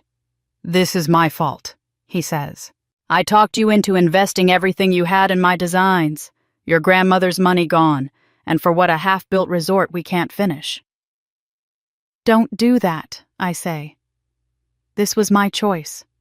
Our choice." "Was it? Or did I seduce you with pretty renderings and promises I can't keep?" His voice is harsh with self-recrimination. "Your family was right about me. I'm a contractor who got in over his head." "Stop it." I'm angry now, not at the situation, but at him for echoing my family's words. "You're the architect who designed something revolutionary. This permit issue isn't about your work. It's about competition trying to stop us." "Then let me call Catherine, ask her for more investment. She believes in this project." "She's already at her maximum investment capacity. She told us that. We can't ask her to risk more. So we just let it die." Daniel is pacing now, running his hands through his hair. "Watch everything we've built get dismantled because we're $2 million short. I don't know." The words come out louder than I intended. "I don't have the answers, Daniel. I invested everything I had. I believed in us, but I can't manufacture money that doesn't exist." We stare at each other across the small apartment, and for the first time since we started this journey together, I see doubt in his eyes. Not doubt about the project, but about us. About whether we can survive this kind of pressure. "I need air," he says, grabbing his jacket. He's gone before I can respond. I sit in the silence of my apartment, looking at the numbers that don't add up and feel the weight of everything that's at stake. If this project fails, I lose my inheritance, yes. But more than that, I lose the proof that I was right. My family gets to say they knew all along that Daniel and I were delusional. Sophia's smug certainty is vindicated. My mother's public humiliation of me becomes justified in retrospect. Everything I've built, everything I've claimed collapses into the pipe dream my father called it. The next morning, I fly to the Maldives alone. Daniel and I haven't spoken since his walk. I need to see the site, need to understand what we're fighting for. The resort is beautiful, even half-finished. The villas that are framed look like they're growing organically from the island. The main pavilion, though still under construction, already shows the elegant integration of Daniel's vision. This isn't a pipe dream. This is real, and it's extraordinary. I sit on the beach as the sun sets, staring at the paused construction, at the equipment sitting idle, at the dream that's slipping through our fingers. My phone rings, startling me from my thoughts. Unknown number. I almost don't answer, but something makes me pick up. An automated voice, efficient and emotionless. "This is a notification from Maldives International Bank. Wire transfer received to account ending in 7432. Amount $2 million. Sender anonymous. Current account balance $2,045,000. For questions about this transfer, please contact your account manager." The phone nearly slips from my hands. I play the message again, certain I misheard. but the numbers are the same. $2 million. From an anonymous sender. Deposited into our project account. My hands are shaking so badly I can barely dial Daniel's number. He answers on the first ring. Elena, I'm sorry about last night. I shouldn't have. Someone just deposited $2 million in our account. I interrupt. Anonymous wire transfer. $2 million, Daniel. Silence. Then, that's not possible. I just got the notification. It's there. It's real. Who? His voice is breathless. Who would do that? I'm staring at the half-finished resort at the sunset painting, everything gold, and I have no answer. I don't know. Daniel books the next flight to the Maldives.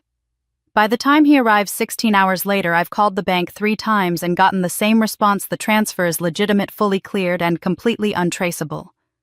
The account manager, a patient woman named Priya, walks me through what little information she can provide. The money came from an offshore limited liability company, registered in the Cayman Islands. The transaction was processed through multiple intermediary banks, a deliberate structure designed to ensure anonymity. There are no strings attached, no equity demanded, no loan documents to sign. It's simply there, $2 million dropped into our account like a miracle we didn't pray for. This is legal. I ask Priya for the 3rd time. Completely legal. Anonymous charitable giving or investment through offshore structures is common among high-net-worth individuals who prefer privacy. Whoever sent this clearly knew what they were doing. The paperwork is impeccable. When Daniel arrives at the site exhausted and bewildered, we sit in the unfinished main pavilion and try to make sense of it. Catherine, he suggests. Maybe she found a way to invest more without technically exceeding her limit. I'm already shaking my head. I called her first thing. She swears it wasn't her, and Catherine doesn't lie. She seemed as shocked as we are. Then who? Daniel pulls up the bank notification on his phone, reading it for the 10th time, as if the words might reveal something new. Who do we know with $2 million to spare? Who would help us anonymously? We spend hours making lists, reviewing everyone in our lives. Daniel's contractor friends who believe in his work, but none of them have this kind of money. My design clients who've been supportive, but they're small business owners like me. Catherine's network of sustainable development investors, but she's already reached out to them and none admit to being involved. We call our environmental consultant, thinking maybe the positive press about our coral restoration program attracted an eco-philanthropist. He hasn't heard anything. By evening, we're no closer to an answer, but we have a decision to make. The money is there. We can resume construction. The question is whether we should. What if it's a mistake? Daniel asks. What if someone wired it to the wrong account and they'll want it back? The bank confirmed the account number 3 times. This wasn't an error. Then what if there are strings we don't know about yet? What if someone expects something in return? I understand his caution. We've built this partnership on transparency and equal footing. Anonymous money feels like a debt. We can't repay an obligation we can't see. But I also understand something else: we're out of options. Without this money, the project dies. With it, we have a chance. We commission that environmental study, I decide. We do everything the government is asking for and more. We make our resort even better than it already is. And if whoever sent this money ever reveals themselves, we'll deal with it then. Daniel searches my face, then nods. Okay, let's do this right. We hire the best environmental consultancy in the region, a firm from Singapore, with an impeccable reputation. They spend 3 weeks studying our site, our construction methods, our impact on the marine ecosystem. Their report is exhaustive and, to our relief and vindication, laudatory. Our current methods are not just adequate but exemplary. However, they suggest several improvements that would make our project the gold standard for sustainable resort development in the Maldives. We implement every single recommendation, even the ones that aren't required. The modifications cost exactly what we estimated, but the anonymous money covers it all. Construction resumes. The contractors return. Daniel works with the environmental team to integrate the improvements, and somehow the resort becomes even more beautiful in the process. The coral restoration program expands, the water filtration system becomes more efficient, the waste management infrastructure sets new standards. The positive press starts almost immediately. Maldives. Today runs a feature Unknown Benefactor Saves Eco-Resort Raises Environmental Bar. International architecture blogs pick up the story. The narrative is irresistible. Mysterious donor believes in sustainable luxury, helps young developers overcome sabotage by established competition. Project emerges stronger and more innovative than before. We get inquiries from ecotourism organizations, from sustainability advocates, from travel writers who want to cover our opening. Catherine calls with congratulations and curiosity. Whoever your guardian angel is, they have exquisite timing and excellent judgment. But Elena, aren't you dying to know? Every minute of every day, I admit. But the bank won't tell us anything more than they already have. Maybe they'll reveal themselves eventually. Maybe they want to see if you succeed first. That thought lodges in my mind and won't leave. Someone is watching us, believing in us, helping from the shadows. Someone who has the resources to wire $2 million without blinking. Someone who cares whether this project succeeds. I review everyone we know again and again, searching for someone who fits that profile. No one does. Late one night, 3 weeks after the mysterious deposit, I'm in my apartment reviewing the bank documents one more time. Daniel is asleep beside me, finally resting after weeks of 18-hour days. I'm looking at the wire transfer details when something catches my eye that I missed before. The timestamp. The money was wired on a Tuesday afternoon Eastern Standard Time. I pull up my calendar and feel my heart start to race. That was the same day I had lunch with my mother. The same day I showed her those photographs from the attic. More than that, looking at the exact time it was processed within hours of that meeting. I stare at the date, my mind spinning through impossible possibilities. The money came from the Cayman Islands, where wealthy people hide assets from taxes and scrutiny. My parents have money, but they've never seemed wealthy enough to spare $2 million. Unless they've been hiding more than I knew. Unless seeing those photographs, being confronted with their own past, triggered something I didn't anticipate. But that's impossible. My mother walked away from that lunch defensive and unrepentant. My father has never shown the slightest hint of regret. They've made it abundantly clear they think this project is a pipe dream. Haven't they?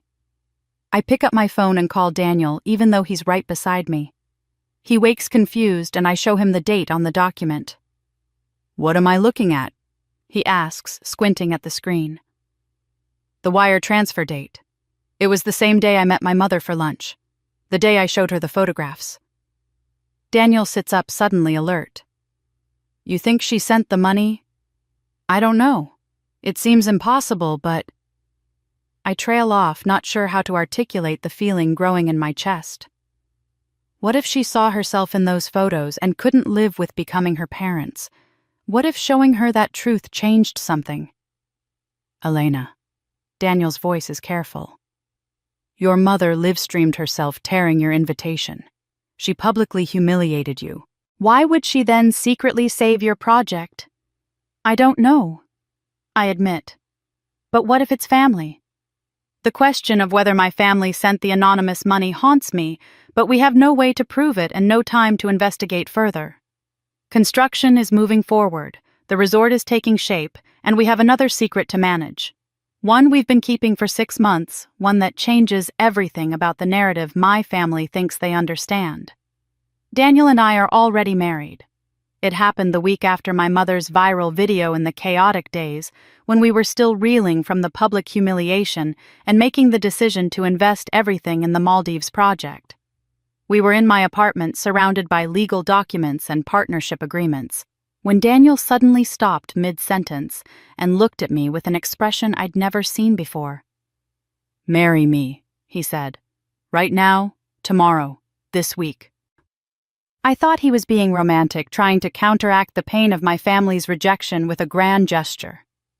"Daniel, we're already planning the wedding at the resort. We can wait." "No, I mean legally. at the courthouse, before we sign these business documents. He took my hands and I could feel them trembling slightly. Elena, we're about to risk everything on this project. If something happens to me during construction, if there's an accident or a complication, I want you protected. Legally protected as my spouse, not just as a business partner who could get tangled in probate and litigation. The practicality of it struck me as deeply romantic in a way flowers and declarations never could. This was Daniel thinking about my security, my protection, my future, even in his hypothetical absence. You're serious. Completely serious. I'm going to be flying back and forth to the Maldives, working on construction sites, taking risks. I need to know that if anything happens, you're legally protected, that everything we're building goes to you automatically, no questions asked. We went to the courthouse 3 days later on a Thursday morning. No guests, no photographer, no announcement. Just the two of us, a clerk, and 2 strangers pulled from the hallway to serve as witnesses. I wore jeans and a simple blouse. Daniel wore the shirt he'd thrown on that morning. We said our vows in a fluorescent-lit room that smelled like old paper and floor wax.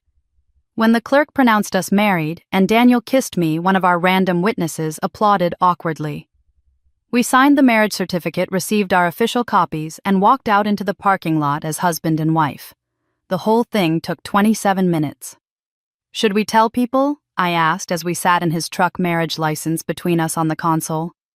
Daniel was quiet for a moment. What do you think? I thought about my parents, about how they'd use this information, how they'd say we rushed into it, how they'd find ways to diminish it, how they'd interfere if they knew.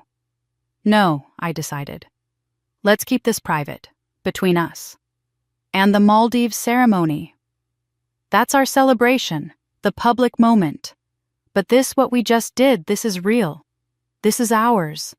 They don't get to be part of this. So we kept it secret. We told no one, not even Catherine. When people asked about the wedding, we talked about the Maldives ceremony without technically lying. We were planning a celebration at the resort. We were having a ceremony on the beach. All true. We just never explicitly called it the wedding in any official documentation because legally we were already married. The secret felt powerful. While my mother performed grief over my upcoming inappropriate marriage, I was already legally bound to Daniel. While my father called our plans a pipe dream, we'd already made the commitment he thought we were too foolish to make. While Sophia shared posts about family and judgment, I was already someone's wife, already building a legal partnership my family couldn't touch. Now, 6 months later, with the Maldives ceremony approaching and construction back on track, Daniel and I discuss whether it's time to reveal the truth. Your mother keeps texting me, he says, showing me his phone. She wants to know if we'll allow her and your father to attend the ceremony as a peace offering. She's been hearing about the resort's press coverage. She wants back in. I read the message, noting the careful language. Not an apology, just a strategic repositioning now that we might be successful. What do you want to do? I want to tell her we got married 6 months ago, and she missed it entirely because she was too busy tearing up invitations. There's an edge to his voice I rarely hear. I want her to know that everything she tried to stop already happened without her. We could, I say slowly, or we could wait. Let them come to the Maldives ceremony thinking they're attending our wedding. Let them think they still have time to interfere, to judge, to control the narrative. And then afterwards reveal that they witnessed a vow renewal, not a wedding. That we've been married all along. Daniel considers this, a slow smile spreading across his face. You want maximum impact. I want them to understand they never had the power they thought they had. That while they were performing their disapproval, we were already building our life together. Legally, financially, completely. It's perfect, Daniel admits. Cold, but perfect. Is it cold, or is it just refusing to let them rewrite our story? I pull out my laptop where I've kept scanned copies of important documents. We frame the Maldives event as a celebration in all our planning materials. Never call it a wedding explicitly. Technically, we're not lying. Technically, Daniel agrees. And when do we tell them the truth? After. When they can't do anything about it except face the fact that they were irrelevant to our most important decision. That afternoon, I visit my bank and access my safe deposit box for the first time in months. Inside are the documents I've been collecting, the evidence I've been saving. My grandmother's trust fund paperwork showing where I got the money they think I wasted. The photographs from my parents' attic proving their hypocrisy. And now I add our marriage certificate dated 6 months ago, proof that they couldn't stop us because we were already committed. 3 pieces of ammunition. 3 truths they don't know I'm holding. I arrange them carefully in the box, these fragments of our story that will eventually tell a larger truth. The trust documents show I had resources they never controlled. The photographs show they became what they hated. The marriage certificate shows they were too late to matter. I close the safe deposit box and whisper to the locked drawer to the secrets it holds to the future moment when these pieces will finally come together. When the time comes, these will tell the story I need them to tell. The safe deposit box holds my secrets, but the world is starting to learn our story. 9 months into construction, the Rivera Walsh Maldives Eco Resort is 80% complete, and it's more beautiful than even Daniel's renderings promised. The villas rise from the turquoise water like sculptures. The main pavilion glows at sunset, like something from a dream, and the coral restoration project is already showing measurable results. Our environmental consultant calls it a triumph of sustainable design. The Maldives Tourism Board is using us as their showcase for responsible development. Then the press attention begins. Architectural Digest contacts us first, wanting to feature the resort in their Future of Sustainable Luxury issue. Then Condé Nast Traveler, then Dezeen, then a cascade of international design and travel publications. They all want the same story: young developers building revolutionary eco-resort, overcoming sabotage by established competition, creating new standards for the industry. They send photographers who capture the resort at golden hour, journalists who interview Daniel about his design philosophy, writers who position Rivera Walsh as the most anticipated eco-luxury opening of the year. Our faces appear in magazines I used to buy at airport bookstores. Daniel explaining his reclaimed materials philosophy to Wallpaper magazine. Me discussing the business model to Forbes. Both of us standing on our beach in Architectural Review, the resort rising behind us looking like exactly what we are, people who bet everything and won. The morning the Architectural Digest feature goes live online, my phone starts buzzing before I'm fully awake. Text messages, emails, social media notifications. Patricia Rothschild sends congratulations. Catherine sends champagne. Former clients I haven't heard from in years reach out with praise. The architectural community that once knew me only for small projects now sees me as someone building something significant. Then, buried in the flood of messages, I see one that makes my stomach tighten. My mother. The first direct contact in 8 months since our lunch where I showed her the photographs. Darling, we should talk. Perhaps we were hasty in our initial reaction to your plans. Call me when you can. I stare at the message, reading it 3 times. Darling. She hasn't called me that since I was a child. We should talk. As if the silence between us was mutual, as if she didn't create it. Perhaps we were hasty. Not we were wrong or were sorry, just an acknowledgement that their timing was off. Before I can process this, my phone rings. Sophia. I almost don't answer, but curiosity wins. Elena? Her voice is careful testing. I saw the Architectural Digest piece. It's really impressive. The resort looks incredible. Thank you.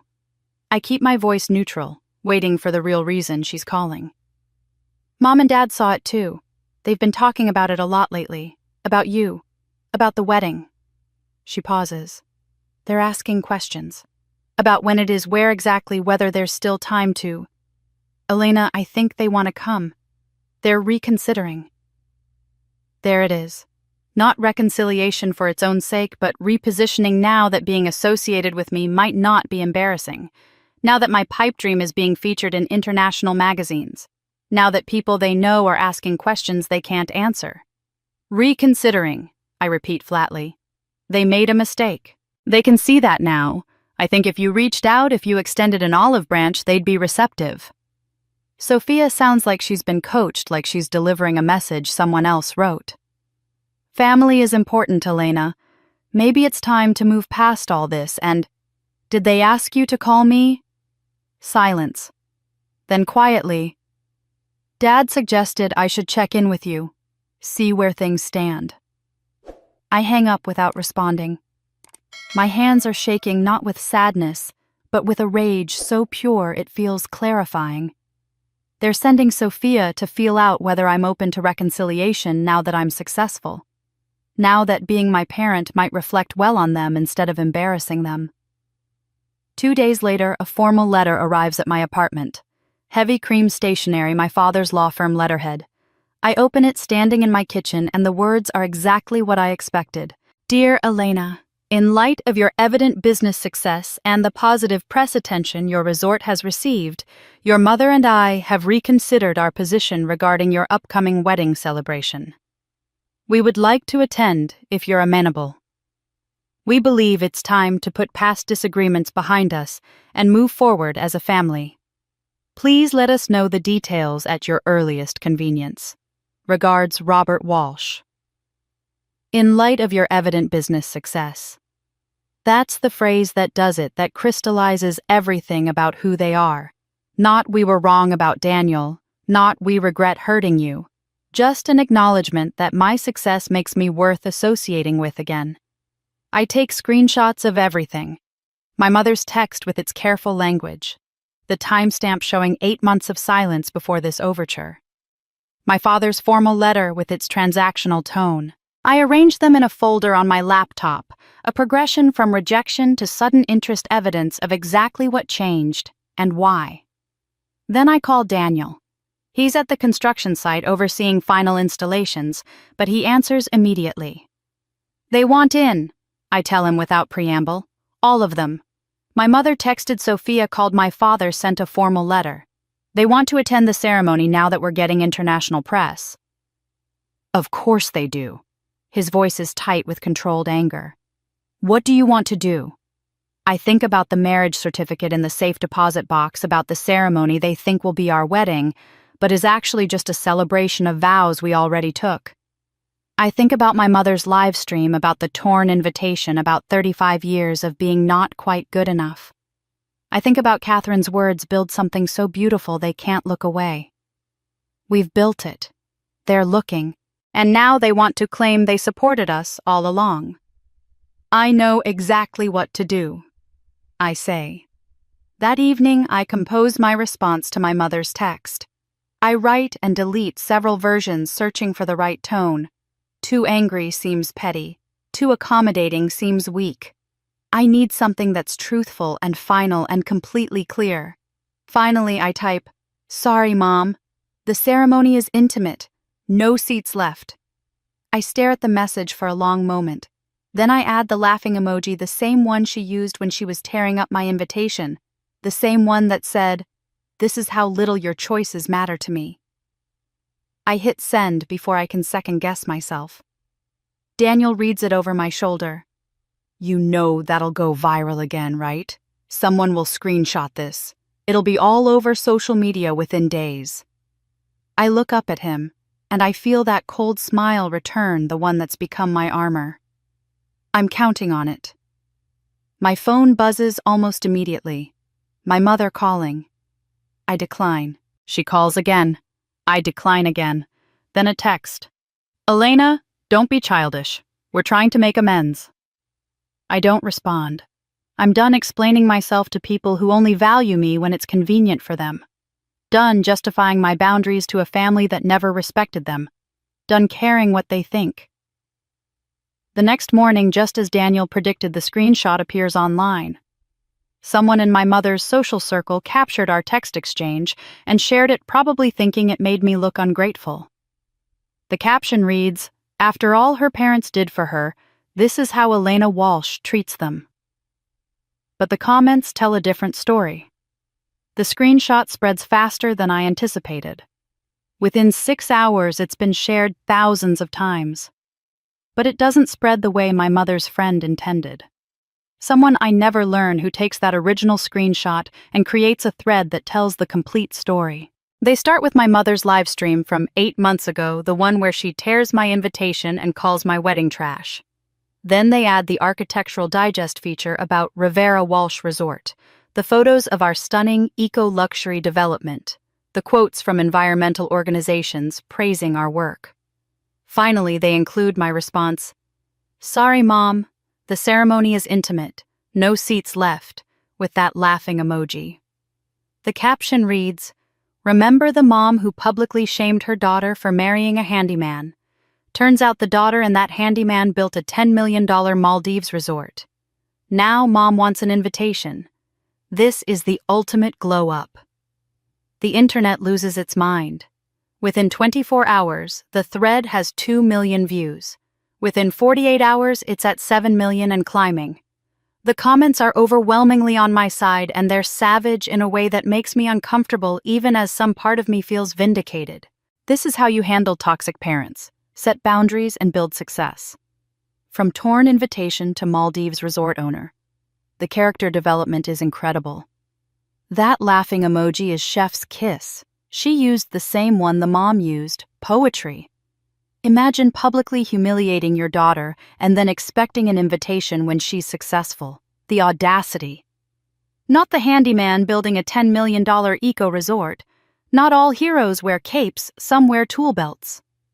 The comments go on and on, thousands of them people I'll never meet, weighing in on my family dynamics, taking my side in a battle I never asked to make public. News outlets pick up the story. BuzzFeed writes an article titled, "Daughter Gets Perfect Revenge on Parents Who Shamed Her Wedding." Insider calls it the most satisfying no-seats-left response of all time. Even mainstream media touches it, framing it as a story about toxic family dynamics and the importance of boundaries. My mother tries damage control. She posts on Instagram with a carefully composed photo of herself looking contemplative, caption reading, "There's been a misunderstanding in the media about my relationship with my daughter Elena. I've always been proud of her. Every parent wants their child to be happy and successful. I was simply concerned as any mother would be. I'm thrilled about her resort and wish her nothing but joy in her upcoming celebration." The comments on her post are brutal. "You literally live-streamed yourself tearing up her wedding invitation and calling it trash. Now you're proud. Where was this energy 8 months ago? You tore her invitation on camera. You made your feelings very clear. Don't gaslight us now." The internet doesn't forget Margaret. We have the receipts. My mother deletes the post within 3 hours, but screenshots of it are already circulating with annotations pointing out the contradictions. Someone creates a side-by-side comparison. My mother's original video saying, "Where did I go wrong?" next to her new post claiming she's always been proud. The hypocrisy is stark and undeniable. Then people dig deeper. They find Sophia's post from 8 months ago, the one where she shared my mother's video with the caption, "Family is everything. Sometimes love means tough truths." They resurrect it, share it widely, dissect it in comment threads. The sister threw her under the bus too. This whole family is toxic. Imagine your own sister siding with your parents against you publicly. Ouch. At least we know who the golden child is in this family. Sophia's silence now is deafening. Where's that family is everything energy when your sister actually succeeds? Sophia's social media gets flooded with criticism. Her perfectly curated Instagram of designer outfits and country club brunches becomes a liability. People leave comments on every post. Must be nice having parents who actually support you. How does it feel watching your sister succeed without your family's help? Family is everything except when your sister proves you all wrong, right? She makes her account private within a day, but the damage is done. Their social circle, the one that matters so much to my parents, sees all of it. The people who pitied my mother 8 months ago are now questioning her judgment. The friends who praised Sophia's marriage are now side-eyeing her cruelty. The family reputation my parents spent decades building is crumbling in real time, and there's nothing they can do to stop it. I watch it all unfold from the Maldives, where Daniel and I have flown for final inspections before the opening. We're staying in one of the completed villas, and I sit on the balcony with my phone scrolling through the chaos I didn't create but can't stop. Daniel brings me coffee and sits beside me, reading over my shoulder. "Are you okay?" he asks quietly. I don't know. I set the phone down, looking out at the water that's become so familiar. I thought I'd feel triumphant, vindicated, something. But I just feel tired. You didn't ask for any of this. The original video, the viral response, none of it. No, but I knew what I was doing when I sent that text. I knew the laughing emoji would set something off. I turned to him. Does that make me as bad as them? Using social media as a weapon?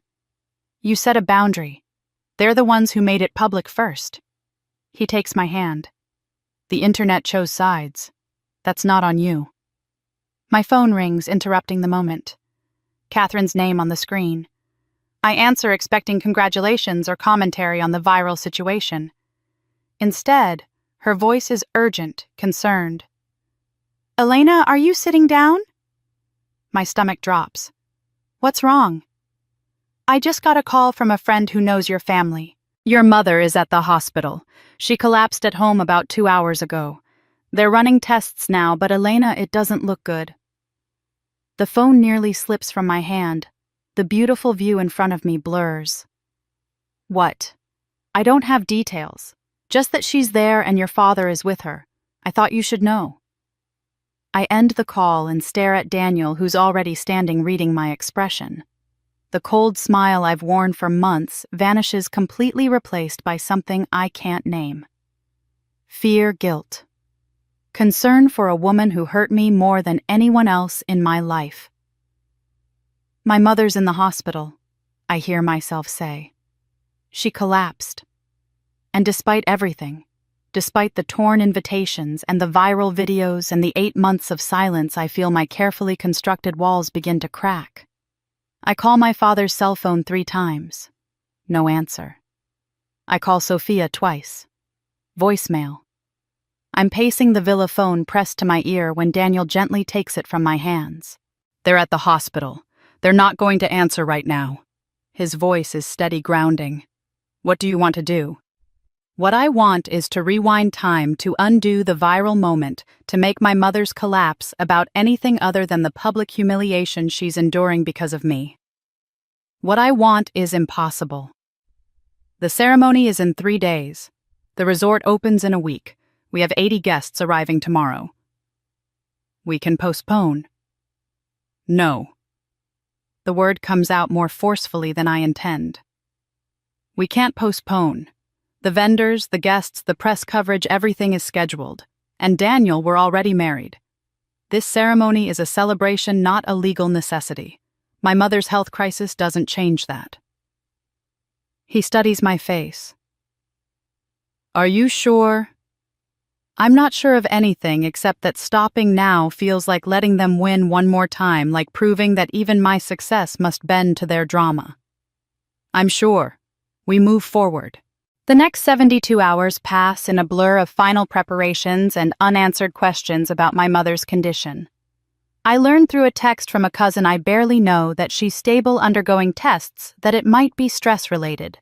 The implication hangs unspoken stress from the viral backlash, from the public judgment, from watching her reputation crumble online.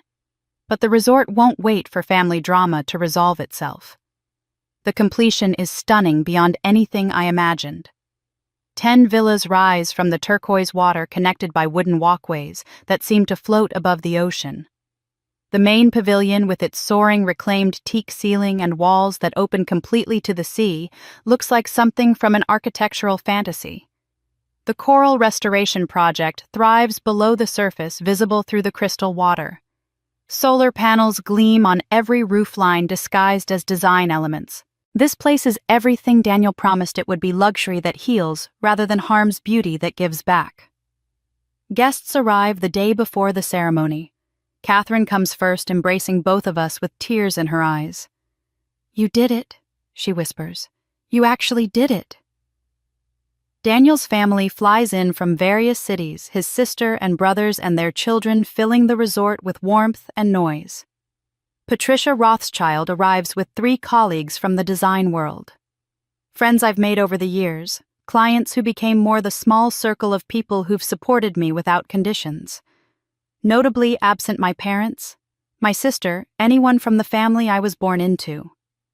The morning of the ceremony, a team from Architectural Digest arrives to live stream the event. It's my decision made weeks ago when the viral moment was just beginning. If the internet is going to discuss my life anyway, I might as well control the narrative. The live stream will reach thousands, maybe millions. It will be beautiful and deliberate and entirely on my terms. I dress in my villa with Catherine's help. The gown is custom-made from sustainable silk, simple and elegant, designed by an emerging eco-fashion designer I discovered online. It fits like it was grown on my body rather than sewn. Catherine fastens the last button and steps back, her eyes wet. "You look like someone who won," she says softly. "I don't feel like I won anything. I just feel like I survived." Sometimes that's the same thing. The ceremony begins at sunset, that magical hour when the Maldives sky turns gold and pink and purple all at once. Daniel waits for me on the beach wearing a linen suit that makes him look like he belongs to this place. Our 80 guests sit in chairs made from reclaimed wood, the resort glowing behind them. The live stream cameras are discreet but present, capturing everything. I walk down an aisle of white sand and I'm not thinking about my parents or viral videos or hospital rooms. I'm thinking about the moment 3 years ago when Daniel helped me pick up my scattered portfolio when he saw my work and really saw it. I'm thinking about the courthouse wedding 6 months ago, the practical vows that meant everything. I'm thinking about risk and reward and building something worth protecting. We don't exchange new vows since we're already married, but we speak about our partnership, about what we've built together, about the life we're creating. Daniel talks about how I see buildings as alive, how that vision transformed his designs. I talk about how he taught me that broken things can be made whole again without changing what they fundamentally are. When it's time for acknowledgments, I thank Catherine first. To the woman who believed in us when it mattered most, who invested not just money, but faith, who showed me what it looks like to choose love over status and never regret it. Catherine is crying openly now, and half the guests are crying with her. The live stream chat, visible on a screen behind the cameras, floods with heart emojis and comments about found family. I thank Daniel's family for welcoming me without hesitation or judgment. I thank our friends for standing with us. I thank Catherine's name 3 more times in different contexts, making sure everyone watching understands she's the hero of this story, not my biological family. What I don't do, what I very deliberately don't do, is mention my parents or sister even once. Their absence is louder than any words I could say. The live stream viewers notice immediately. Comments flood in, not even a mention of the parents who tore the invitation. The family that rejected her doesn't even get acknowledged. Powerful. This is what grace looks like. She didn't trash them, she just made them invisible. We share our first dance as the sun disappears into the ocean, and the resort's lights come on, making the whole place glow like something enchanted. The live stream has over 30,000 viewers now. The hashtag Rivera Walsh Wedding is trending. Design magazines are sharing screenshots. This moment is being watched around the world, this celebration of a marriage that already existed. This victory my family tried to prevent. I'm smiling, genuinely happy when Catherine approaches during the dance. Her face is pale, her expression urgent. She's holding her phone. "Elena, I need to tell you something." Her voice is low, meant only for me and Daniel. "About the $2 million. About your mother." My smile freezes on my face. The music continues around us, guests laughing and dancing, cameras still rolling, the perfect moment suddenly suspended. "What about her?" Catherine glances at Daniel, then back to me. "The anonymous donation. I know who sent it. I've known for a while, but I promised not to tell unless it became necessary. Elena, it was your mother. She was the one who saved your project." The music continues around us, but I can't hear it anymore. Catherine's words echo in my head, impossible and undeniable at the same time. My mother, the anonymous donor, the $2 million that saved everything. That's not possible. I say, but my voice sounds weak even to me. My mother wanted this project to fail. She called it a pipe dream. She tore up my invitation on camera. Catherine takes my arm, gently steering me away from the dance floor toward a quiet corner of the beach. Daniel follows his hand on my back. The celebration continues behind us guests, unaware that anything has changed, cameras still rolling on our perfect evening. 3 months ago, your mother contacted me through her attorney, Catherine says quietly. She found my name in the architectural articles about the resort, tracked down my office, and had her lawyer reach out. She asked if we could meet privately, just the two of us. My legs feel unsteady. You met with her? You never told me. She made me promise. Absolute confidentiality was her only condition. Catherine pulls out her phone, opening a secure document folder. Elena, she begged me to facilitate an investment in your project. $2 million. She had it in a separate account, an inheritance from her own mother that your father didn't control and didn't know about. I'm shaking my head, trying to make sense of this. Why would she help us secretly while publicly humiliating us? Because she's trapped between who she was and who she became. Because seeing those photographs you showed her at lunch broke something open in her. Catherine hands me her phone. She wrote me a letter explaining everything. I saved it because I knew someday you'd need to see it. I take the phone with trembling hands and read my mother's words, typed formally like a legal document, but raw in a way I've never seen from her. Catherine, I'm writing to you because I don't know who else to turn to. My daughter showed me photographs of my past, of the girl I used to be before I had money, before I had status, before I forgot what it felt like to be rejected by my own family for loving someone deemed inappropriate. I looked at those pictures and I saw Elena. I saw myself at her age, brave enough to choose love over approval, strong enough to build something from nothing. And then I looked at what I've become, and I was horrified. I've turned into my mother-in-law, the woman who disowned my husband for marrying me. I've become my own parents who rejected me when I was pregnant and afraid. I did to Elena exactly what destroyed me, and I can't undo it. I can't take back the video. I can't erase the public humiliation. But I can do this one thing. I can make sure her dream doesn't fail because of my pride. I have $2 million that my mother left me, money Robert doesn't know about because I've kept it separate all these years, terrified he'd lose it or control it the way he controls everything else. I'm asking you to facilitate an anonymous investment in Elena's project. No equity, no strings, no contact. She can never know it came from me. I can't let my pride destroy my daughter's dream the way my parents' pride destroyed mine. This is the only apology I know how to make. The words blur as tears fill my eyes. I read it twice, then a third time, trying to reconcile this vulnerable, self-aware woman with the one who live-streamed herself tearing my invitation. She made me sign confidentiality agreements, Catherine continues. She said if you ever found out, you'd reject the money, and she couldn't live with that. She just wanted you to succeed. That was all. The timing, I say, my voice breaking. The wire came through the same day I showed her those photographs. She called me that afternoon, said she couldn't wait another day, that she needed to do this before she lost her nerve. Catherine takes the phone back, pulling up more documents. Here's the wire transfer authorization. Here's the trust document showing the inheritance from her mother. Here's her attorney's letter confirming everything. Elena, your mother saved your project. While she was publicly maintaining her disapproval, she was privately ensuring you'd have everything you needed to prove her wrong.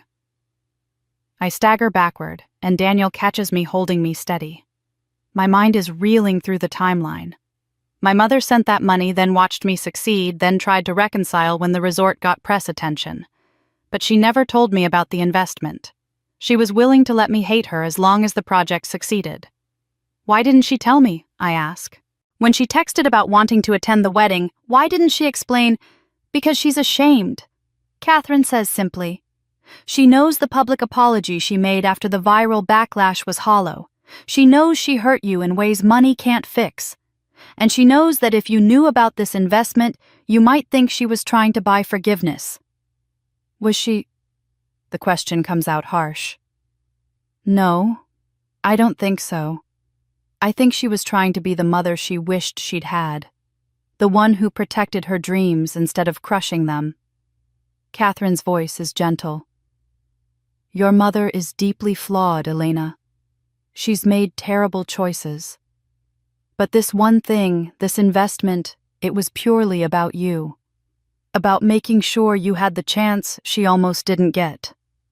I think about the hospital, about my mother collapsing under the weight of public judgment, about the viral moment that's still trending while we stand here on this beach. I think about the $2 million that saved us when we were drowning, about how I assumed it was anyone except her. She saved us, I say, and the tears finally fall. She secretly saved us, and I just humiliated her in front of millions of people.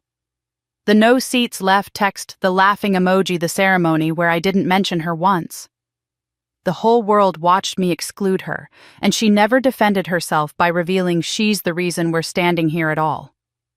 Daniel pulls me against his chest, and I feel his heart beating steady and sure. What do you want to do? I look back at the resort, at the celebration continuing without us, at the cameras still live streaming our perfect evening. I look at Catherine, who's been keeping this secret for months, protecting both my mother and me. I look at my phone where text messages from my cousins say my mother is stable but refusing visitors. I need to see her, I whisper. Now. Tonight. Before I lose my nerve or she refuses or something else happens. The celebration, Daniel starts, is a celebration of a marriage that already happened 6 months ago. These people will understand. I wipe my eyes, straightening my spine. Catherine, can you make an announcement? Tell them we have a family emergency that will return as soon as we can. Of course. I'm already moving toward our villa to change Daniel beside me when Catherine calls out. Elena, for what it's worth, I think your mother would be proud of what you've built. Not just the resort, the person you've become. I don't trust myself to respond. I just nod and keep walking, my beautiful, sustainable silk gown trailing in the sand, my perfect evening dissolving into something more complicated and more real. Behind me, the celebration continues, guests laughing and dancing and taking photos against the backdrop of the resort my mother saved. The resort I built despite her, and because of her. The life that wouldn't exist without both her cruelty and her secret grace. I'm halfway to the villa when Catherine catches up with me, slightly out of breath. Wait, there's one more thing. She's holding a cream-colored envelope, the kind used for formal correspondence, my name written across the front in my mother's precise handwriting. Your mother gave this to me when she made the investment. She said to give it to you only after the wedding ceremony. I was supposed to wait, but given everything that's happened, I think you need to read it now. My hands are shaking as I take the envelope. It's thick, multiple pages inside, sealed with old-fashioned wax. My mother's style, always formal, always proper, even in crisis. Daniel and I sit on the steps of our villa, still in our wedding clothes, the celebration continuing in the distance without us. I break the seal carefully and unfold several sheets of heavy stationery. The letter is dated 3 months ago, the same day the money was wired. My mother's handwriting fills every page, the script more hurried and less controlled than usual, as if she wrote it in one urgent sitting without stopping to edit or reconsider. My dearest Elena. It begins, and I have to pause because she hasn't called me that since I was very young. I'm writing this letter knowing you may never read it, or if you do, you may throw it away unfinished. I wouldn't blame you, but I need to say these things, even if you never hear them, because I'm running out of time to be the mother I should have been 35 years ago. When you showed me those photographs at lunch, when I saw myself in that waitress uniform standing in front of that trailer, I felt like I'd been struck. Not because I'd forgotten that girl I used to be, but because I'd spent 3 decades trying to bury her so deep that no one, including myself, would ever have to see her again. I was ashamed of her. Ashamed of being poor, of being rejected, of not being good enough for anyone's family. and in my shame, I did something unforgivable. I taught you to be ashamed too. Elena, I saw myself in you from the moment you were born. You were the eldest, just like me. You were serious and thoughtful, and you tried so hard to please everyone just like I did. And because you reminded me of everything I'd been running from, I couldn't bear to look at you directly. Every time I saw you struggling for my approval, I saw myself begging my parents to accept Robert, and it made me feel sick. So I turned away. I gave all my attention to Sophia instead. Sophia was younger, prettier, easier somehow. She reminded me of the fresh start I thought I was getting when Robert's business finally succeeded, when we could afford the house and the club membership and the life I'd been denied. Sophia never questioned anything. She did what I asked. She married who I wanted her to marry. She was the daughter I thought I needed to prove I'd escaped my past. But you, Elena, you were the daughter I actually needed. The one who reminded me that strength comes from choosing your own path even when everyone tells you you're wrong. The one who showed me that love matters more than status. You were trying to teach me the lesson I'd forgotten, and instead of listening, I punished you for it. I watched that video of myself tearing your invitation, Elena. I watched it dozens of times after you showed me those photographs. I watched myself become my mother-in-law, the woman who rejected me for marrying beneath my station. I watched myself become my own parents, who told me I'd made my bed and had to lie in it alone. I did to you exactly what destroyed me, and I did it on camera for thousands of people to see. I can't take it back. I can't undo those words or that cruelty. I can't erase the damage I've done to our relationship over 35 years of choosing pride over love. But when Catherine told me your project was in jeopardy, when she explained you needed money to continue, I realized I could do one thing. I could make sure your dream didn't die because of my pride the way mine almost did. The $2 million I'm giving you came from my mother, your grandmother. She left it to me separately from anything Robert controlled because she knew even then that I might need an escape someday. I've kept it hidden all these years, terrified of losing it, terrified of being poor again. But holding on to that money out of fear is just another way of staying trapped in the past. I'm giving it to you with no strings attached because this is the only real apology I know how to make. Not words which I've proven are meaningless coming from me, but action.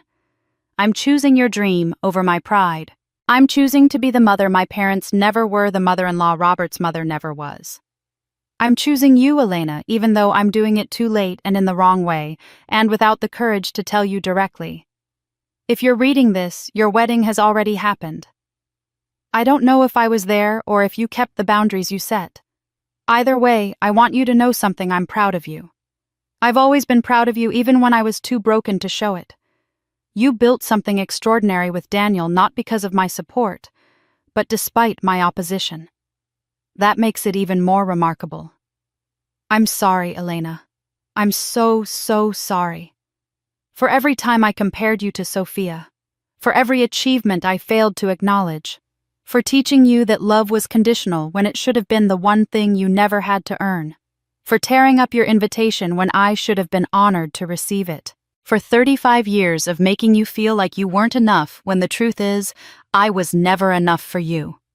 You deserved better. You deserved a mother who could see past her own wounds to celebrate yours. You deserved me at my best, and I gave you me at my worst. I don't expect forgiveness. I don't expect reconciliation. I just needed you to know that I see you now. I see your courage, your talent, your strength, your grace. I see the woman you've become despite everything I did to diminish you. And I'm in awe of you, Elena. Truly and completely in awe. Whatever happens next, whatever you decide about me and about us, know this: you were right to choose Daniel. You were right to build this dream. You were right about everything, and I was wrong. I hope that counts for something, even if it's too little too late. With more love than I ever knew how to show Mom. The letter ends there, and I'm clutching it to my chest, sobbing so hard I can barely breathe.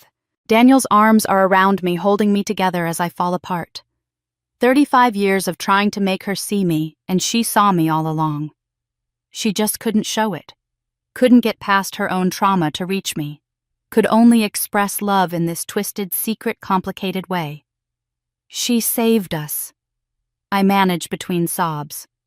And she never wanted me to know. She was going to let me hate her as long as I succeeded. Daniel is crying too, I realize.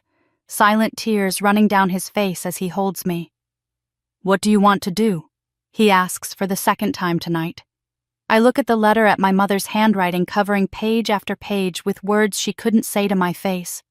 I think about her in a hospital bed suffering under the weight of viral judgment I helped create. I think about the photographs in her attic, the girl she used to be before fear turned her into someone else. I think about spending 35 years wanting her to see me, and discovering she always did. Now, I whisper, I decide if seeing is enough. I don't visit my mother that night. Daniel and I sit with her letter until dawn breaks over the Maldives, reading it again and again, trying to understand a woman who could hurt so deeply and love so desperately at the same time. By morning, I've made a decision. I need time. Time to process, to grieve, to figure out what forgiveness might look like when it's built on decades of damage and one act of secret grace. I send my mother a message through Catherine. I read your letter. I need time to think.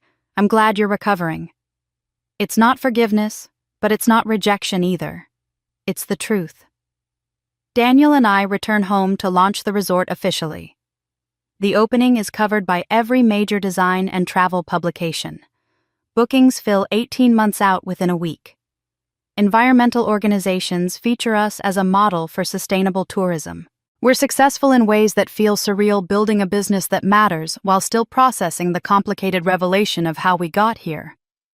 3 weeks after the wedding, I'm in my apartment reviewing resort financials when my phone buzzes with a news alert. The headline makes me read it 3 times to believe it's real. Hedge fund manager James Rothstein arrested on securities fraud charges. FBI investigation alleges $12 million embezzlement scheme. James Rothstein, Sophia's husband. The man my parents celebrated as the perfect match, the appropriate choice, the smart marriage that proved Sophia did everything right. I click through to the full article with hands that have gone numb. The details are damning and specific. James systematically embezzled money from his clients' investment accounts over a 4-year period using sophisticated wire transfers to hide the theft. The FBI had been investigating for 18 months. They arrested him yesterday morning at his office.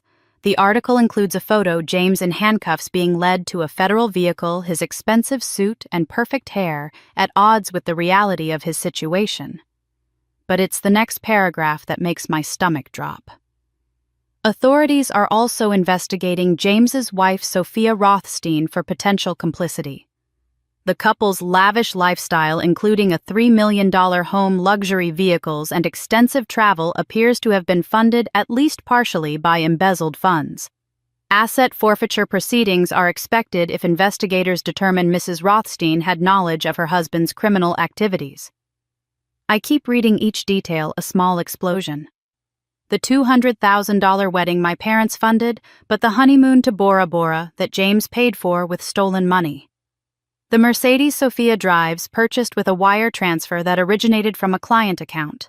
The designer wardrobe, the country club dues, the life my parents held up as the gold standard of appropriate marriage, all potentially built on fraud. My phone rings within minutes. Patricia Rothschild, her voice tight with barely controlled shock. "Elena, have you seen the news about your sister?" "I just read it." "It's all anyone in our circle is talking about. The FBI, Elena. Securities fraud. Your parents must be devastated." Devastated. The word feels inadequate for what my parents must be experiencing. Their golden child, their proof that choosing status over love was the right decision, revealed as either a criminal or the wife of one.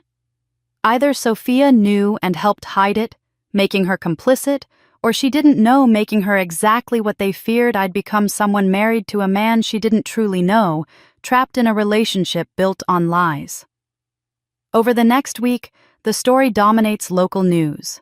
More details emerge, each one worse than the last. Sophia had signing authority on several accounts James used for the embezzlement. She made deposits on 3 occasions. Her lawyer insists she had no knowledge the money was stolen, that she trusted her husband completely, but prosecutors are building a case that she should have known that the lifestyle they led was inconsistent with James's legitimate income. The social media response is brutal in its irony. The same people who shared my mother's video about my inappropriate marriage now share articles about Sophia's arrest. Remember when this family was judging Elena for marrying a handyman? At least he's not going to prison. The comments write themselves, imagine choosing status over love and ending up with a felon. The perfect daughter married a criminal while the disappointing one married an honest man. The golden child tarnished. I watch my parents' social circle implode in real time through social media. The friends who consoled my mother about my poor choices now distance themselves from her entirely. The country club where status was everything becomes a minefield of whispered conversations and turned backs. Women who praised Sophia's smart marriage now delete their enthusiastic comments from old posts.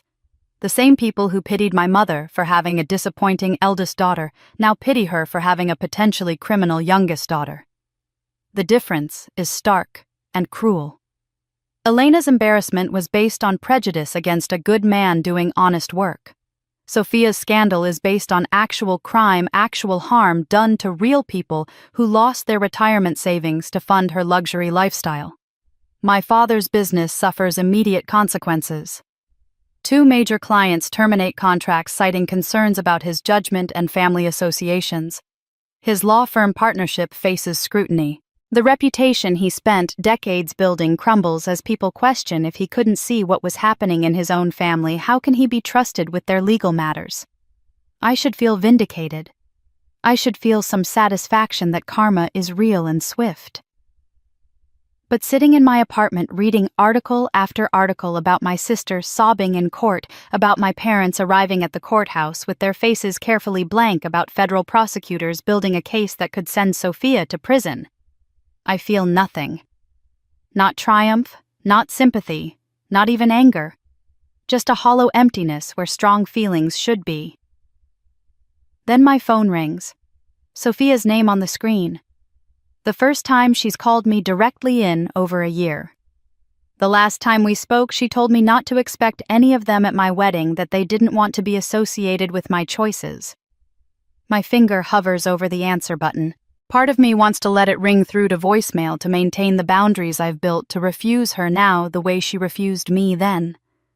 But another part of me, the part that read my mother's letter and understood that hurt people, the part that remembers Sophia as a child before she became the weapon our parents wielded against me, that part makes me hesitate.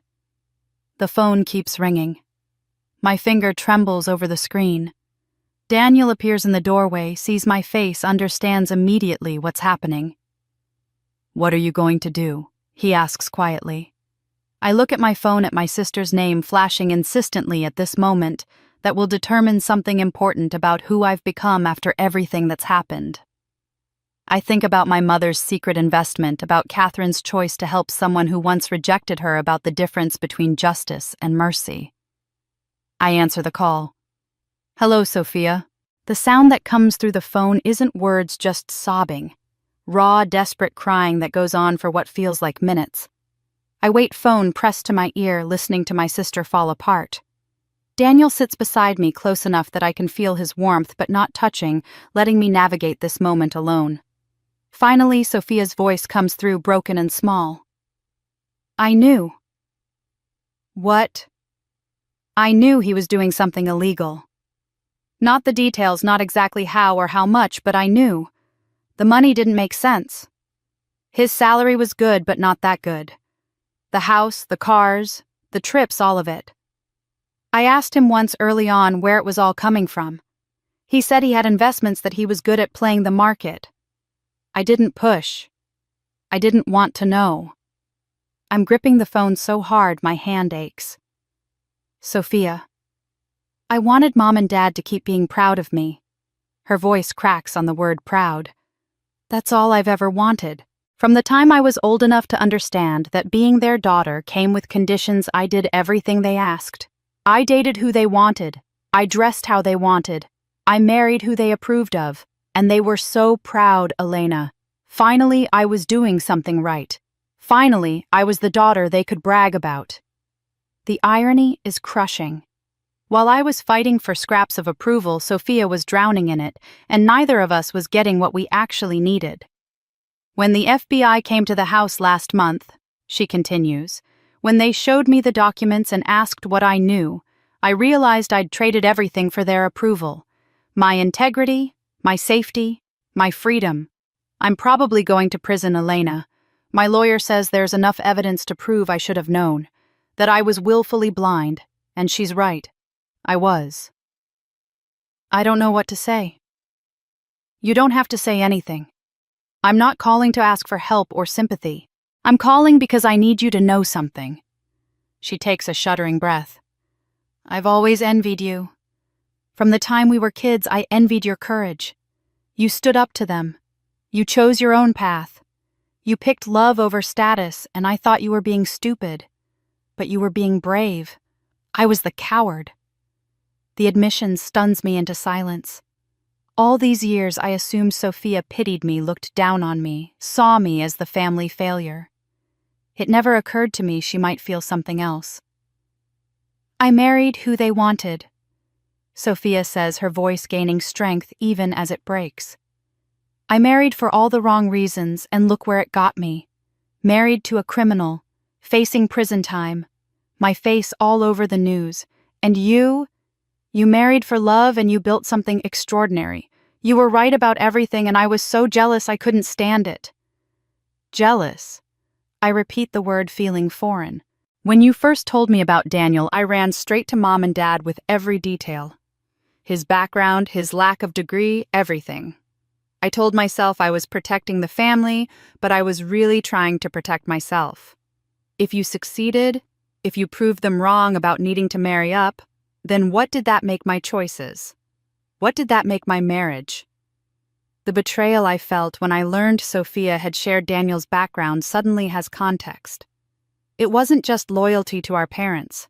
It was self-preservation, a desperate attempt to validate her own compromises. I wanted you to fail, Sophia admits, and the honesty is so raw it hurts. If I couldn't be happy, why should you be? So I fed them information. I shared your social media posts with them. I encouraged Mom's viral video even though I knew it was cruel. I told myself I was being a good daughter, but really, I was just trying to drag you down to where I was. I think about Sophia's post 8 months ago, the one that said family is everything. Sometimes love means tough truths. I thought it was sanctimonious judgment. Now I understand it was a life raft, Sophia clinging to the belief that her choices were right, because the alternative that she'd wasted her life trying to please people who couldn't be pleased was too terrible to face.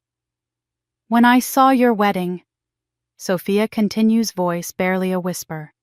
When I saw how beautiful it was, how happy you looked, how you'd built this incredible resort, despite everything, I realized I'd made all the wrong choices. And then James got arrested. And I understood that you didn't just make better choices. You made the only real choice, the only honest one. You chose yourself and someone who loved you. I chose other people's approval and someone who used me. The line goes quiet except for her breathing. I search for words that might bridge the gap between us, might undo years of competition and resentment and hurt. But before I can find them, Sophia speaks again. You were right, Elena, about everything. About Daniel, about the resort, about living your life on your own terms. I was wrong. Mom and Dad were wrong. And I'm sorry I wasn't the sister you deserved. I'm sorry I chose being the golden child over being your ally. I'm sorry for all of it. Sophia, wait. I have to go. My lawyer's here. I just needed you to know. Before everything gets worse, before I possibly go to prison, I needed you to know that you won. Not because my life fell apart, but because you had the courage to build something real. I hope that counts for something." The line goes dead. I sit staring at my phone, Sophia's words echoing in my head. Daniel is watching me with concern, but I can't quite process what just happened. My sister, my lifelong competitor, the daughter who got everything I wanted, just confessed to sabotaging me out of jealousy and fear. She apologized without asking for forgiveness, acknowledged my success without trying to diminish it, and accepted responsibility without making excuses. "What did she say?" Daniel asks quietly. I look up at him, my eyes wet. "She apologized. After everything, after years of being the perfect daughter and me being the disappointment after watching me get publicly humiliated and participating in it, she actually apologized. Do you believe her?" I think about the raw honesty in her voice, the admission of jealousy and cowardice, the acknowledgement that she'd made terrible choices while I'd made brave ones. "Yes, I think I do." "What are you going to do?" I think about my mother's secret investment, about Catherine's envelope of insurance, about the safe deposit box filled with evidence of hypocrisy and hidden grace. I think about how my family has hurt me and how they're hurting now, how justice and mercy are different things, how the courage Sophia envied isn't just about choosing love over status, but about choosing to be better than the people who hurt you. "Something they never did for me," I say, standing up and reaching for my keys. "Show up." Daniel stands with me. "Where are we going?" "To see my sister. Before her world completely falls apart. Before she faces whatever's coming. Because that's what family should do even when it's hard. Especially when it's hard." I look at him, this man my parents called nobody. This man who taught me that broken things can be made whole without changing what they fundamentally are. "Will you come with me?" He takes my hand. "Always." Daniel and I visit Sophia that afternoon at her lawyer's office, the only place she feels safe meeting anyone. She looks smaller than I remember her carefully maintained appearance, crumbling under the weight of criminal charges and public shame. We don't talk about forgiveness or reconciliation. We just sit with her for 2 hours while her lawyer reviews documents, and when we leave, I hug her for the first time in years. She holds on like I'm the only solid thing in her collapsing world. The gesture doesn't fix anything, but it matters. Daniel and I return to the Maldives 2 days later to manage the resort's opening month operations. Bookings are exceeding projections. Environmental groups are requesting site visits. Everything we built is thriving, growing, becoming more than we imagined. The success should feel pure, but it's complicated by my family's unraveling back home. 3 weeks after Sophia's call, I'm reviewing vendor contracts on the resort's main pavilion deck when our site manager approaches with an uncertain expression. "Ms. Walsh, there's someone here to see you." "He says he's your father. I told him you were working, but he says he'll wait as long as necessary." My first instinct is to send him away. But curiosity wins, or maybe it's something deeper. Something about needing to see how this man who shaped so much of my pain is handling the consequences of his choices. Where is he? Beach, near Villa 3. I find my father sitting on the sand staring at the ocean. He's wearing khakis and a polo shirt, clothes I've never seen him in his usual suits, abandoned for something that looks almost humble. When he turns at the sound of my approach, I'm shocked by how much he's aged. His face is gaunt, new lines carved deep around his eyes and mouth. His hair, always meticulously styled, is grayer and unkempt. This is not the imposing patriarch who tore up my invitation. This is an old man who looks defeated. "Elena." He stands awkwardly, unsure whether to approach or keep his distance. "Thank you for seeing me. I haven't decided if I'm seeing you or just assessing whether to have you escorted off the property." My voice is cooler than I feel. "What are you doing here?" "I needed to see it. What you built, what I said was impossible." He gestures at the resort behind me, the villas rising from the water, the main pavilion with its soaring, reclaimed wood ceilings. I needed to see if it was as remarkable as the magazines say. And it's more. His voice cracks slightly. It's extraordinary, Elena. Everything about it. The design, the sustainability, the vision. You and Daniel created something that will change how people think about luxury and responsibility. I can see that now. I should feel vindicated, but instead, I just feel tired. You flew halfway around the world to tell me my pipe dream isn't a pipe dream. I flew halfway around the world to tell you I was wrong. He sits back down heavily, and after a moment, I sit too, maintaining distance between us. My business is falling apart. 2 major clients terminated their contracts last month. They cited moral concerns, said my judgment is questionable if I couldn't see what was happening in my own family.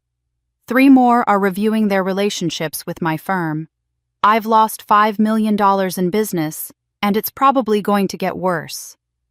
I'm sorry that's happening, I say, and mean it despite everything. Don't be. It's what I deserve. He picks up a handful of sand, letting it run through his fingers. I built everything from nothing, Elena. Worked construction, put myself through night school, clawed my way up from poverty. And I was so terrified of going back to nothing that I made everything about money, status, appearances.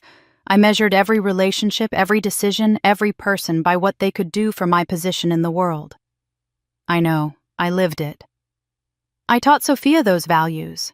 I praised her for marrying James because he came from the right family, had the right credentials, fit the image I wanted to project. And look what happened to her. She married a criminal because I taught her that pedigree mattered more than character. She's facing prison time because she learned from me that maintaining status was worth sacrificing integrity. The admission hangs between us raw and ugly. My father has never been someone who acknowledges mistakes, who admits fault. Seeing him do it now is disorienting. And you, he continues. I dismissed you, belittled your choices publicly, humiliated you because Daniel didn't fit my narrow definition of success. I was so busy protecting my image that I destroyed my relationship with my daughter. I taught you that my love had conditions, that you had to earn approval by meeting my standards. What kind of father does that? The kind who's afraid, I say quietly. The kind who never processed his own rejection and trauma, so he inflicted it on his children instead. He looks at me sharply. Your mother told me you found the photographs, that you know about our past. I know you were disowned for marrying her. I know you lived in a trailer and worked construction. I know you experienced exactly what you put me through, and you did it to me anyway. I thought I was protecting you. I thought if you married well, you'd never have to struggle like we did. I thought status and money would shield you from pain. He laughs bitterly. Instead, I became the source of your pain. I became my mother, the woman who cut me off for loving someone she deemed unworthy. We sit in silence, watching the water. A part of me wants to tell him it's okay, that I forgive him, that we can rebuild something. But another part, the part that carried 35 years of not being enough, can't offer that yet. You won, Elena, he says finally.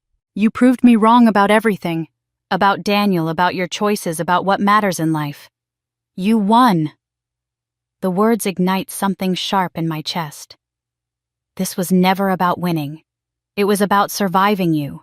Surviving a childhood where love was conditional, where nothing I did was good enough, where I was constantly measured against an impossible standard and found lacking. I didn't build this resort to prove you wrong. I built it to prove to myself that I could create something beautiful, despite you. He flinches, but doesn't argue. After a long moment, he reaches into his wallet and pulls out a piece of paper carefully folded. He unfolds it with shaking hands, and I recognize it immediately. My wedding invitation torn into pieces, taped back together with yellowed tape. I carry this with me, he says, every day, to remember what I destroyed that day. Not just paper, not just an invitation, but trust and love and any chance I had at being the father you deserved. I stare at the reconstructed invitation, at the tape holding the pieces together, and I'm back in my car 8 months ago, doing the same thing with my own copy, whispering that they would watch. They have watched. They've watched me succeed beyond their imagination and watched their own world crumble in the process. You destroyed more than paper that day, I say, taking the invitation from his hands. The tape is old brittle, like he's unfolded and refolded it many times. You destroyed the possibility of being part of this, of being part of my life in any meaningful way. You tore this up in front of me and threw it away, and that choice has consequences. He nods, tears tracking down his weathered face.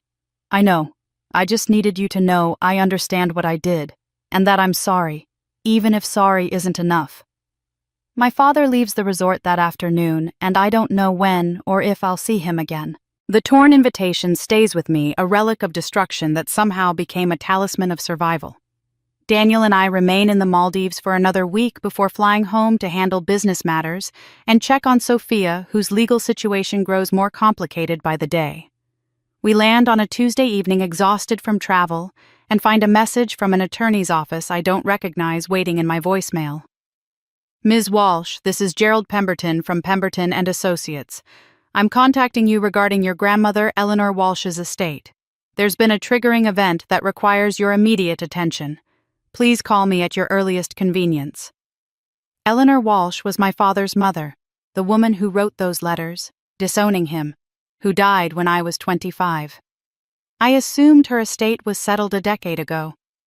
I call the number the next morning, curious and confused. Mr. Pemberton answers on the second ring, his voice warm and professional. Ms. Walsh, thank you for calling back so promptly. I have some rather extraordinary news. Your grandmother's irrevocable trust included a secondary provision that has just been triggered by your marriage. I don't understand. I received money from her trust when I turned 25. I thought that was everything. That was the first distribution. Your grandmother structured her trust with 2 release points. The first, $250,000 at age 25. The second, $3 million upon your legal marriage. You married 6 months ago, and while there was some delay in receiving the marriage certificate through proper channels, the trust has now released the secondary distribution. The number doesn't make sense. $3 million. There must be a mistake. Why would she structure it that way? I have a letter she wrote to be delivered with the second distribution. Would you like me to read it to you, or would you prefer to receive it in person? Read it, please. I hear papers rustling, then Mr. Pemberton's voice takes on the cadence of reading someone else's words. My dear Elena, if you are hearing this, you have married and I am long gone. I hope your marriage is based on love rather than obligation, on partnership rather than status. I structured this trust to protect you in 2 stages because I knew what my son would become. I knew Robert would be so terrified of returning to poverty that he would make money and status his gods. I knew because I watched my husband do the same thing, and I failed to stop it. I failed my son by teaching him that appearances mattered more than character. But I will not fail you. The first distribution at 25 was meant to give you independence, to ensure you could build a life separate from your parents' control and expectations. This second distribution, triggered by marriage, is meant to give you freedom. Freedom to build something extraordinary. Freedom to chase dreams that others call impossible. Freedom to live a life that isn't diminished by their narrow definitions of success. Elena. I see how they overlook you. I see how they favor Sophia. I see your father repeat the patterns that damaged him, and I cannot change him, but I can protect you from him. You remind me of myself before I married into the Walsh family, before I learned to value the wrong things.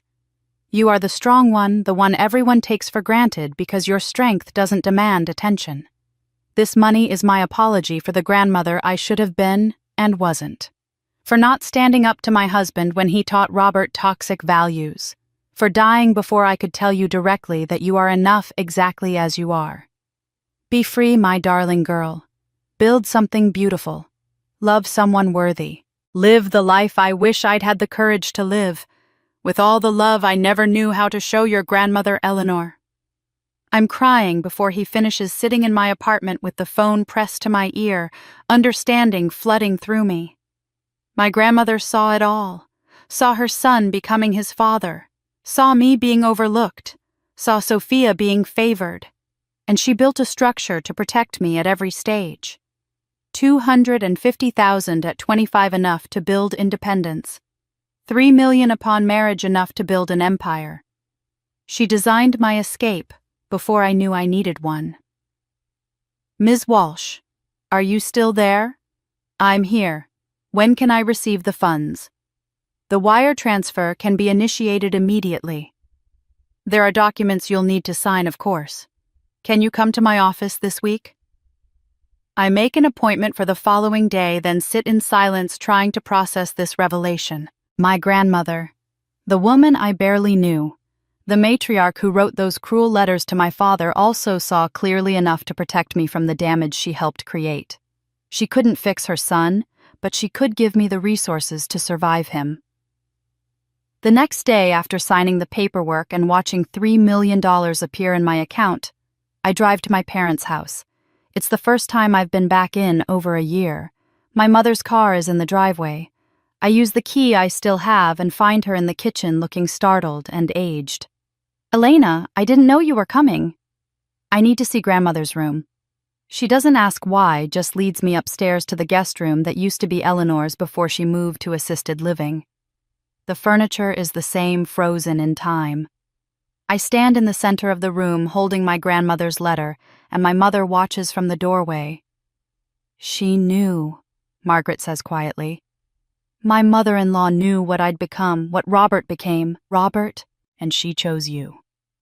I turn to face her. We need to talk. The conversation with my mother in my grandmother's room lasts 3 hours. We don't resolve everything. Don't magically heal 35 years of damage with one afternoon of honesty. But we start. We talk about the photographs, about her secret investment, about the ways fear turned her into someone she never wanted to be. She tells me she started therapy, that she's trying to understand the patterns she repeated without examining. I tell her I need time, need boundaries, need her to prove through consistent action that she's changed.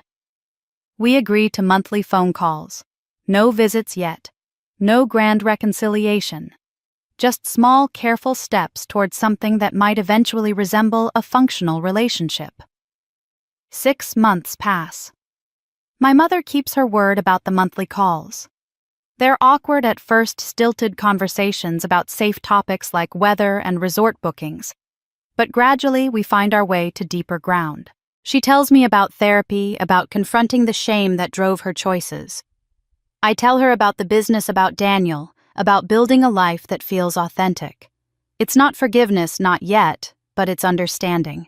And understanding, I'm learning, is sometimes enough.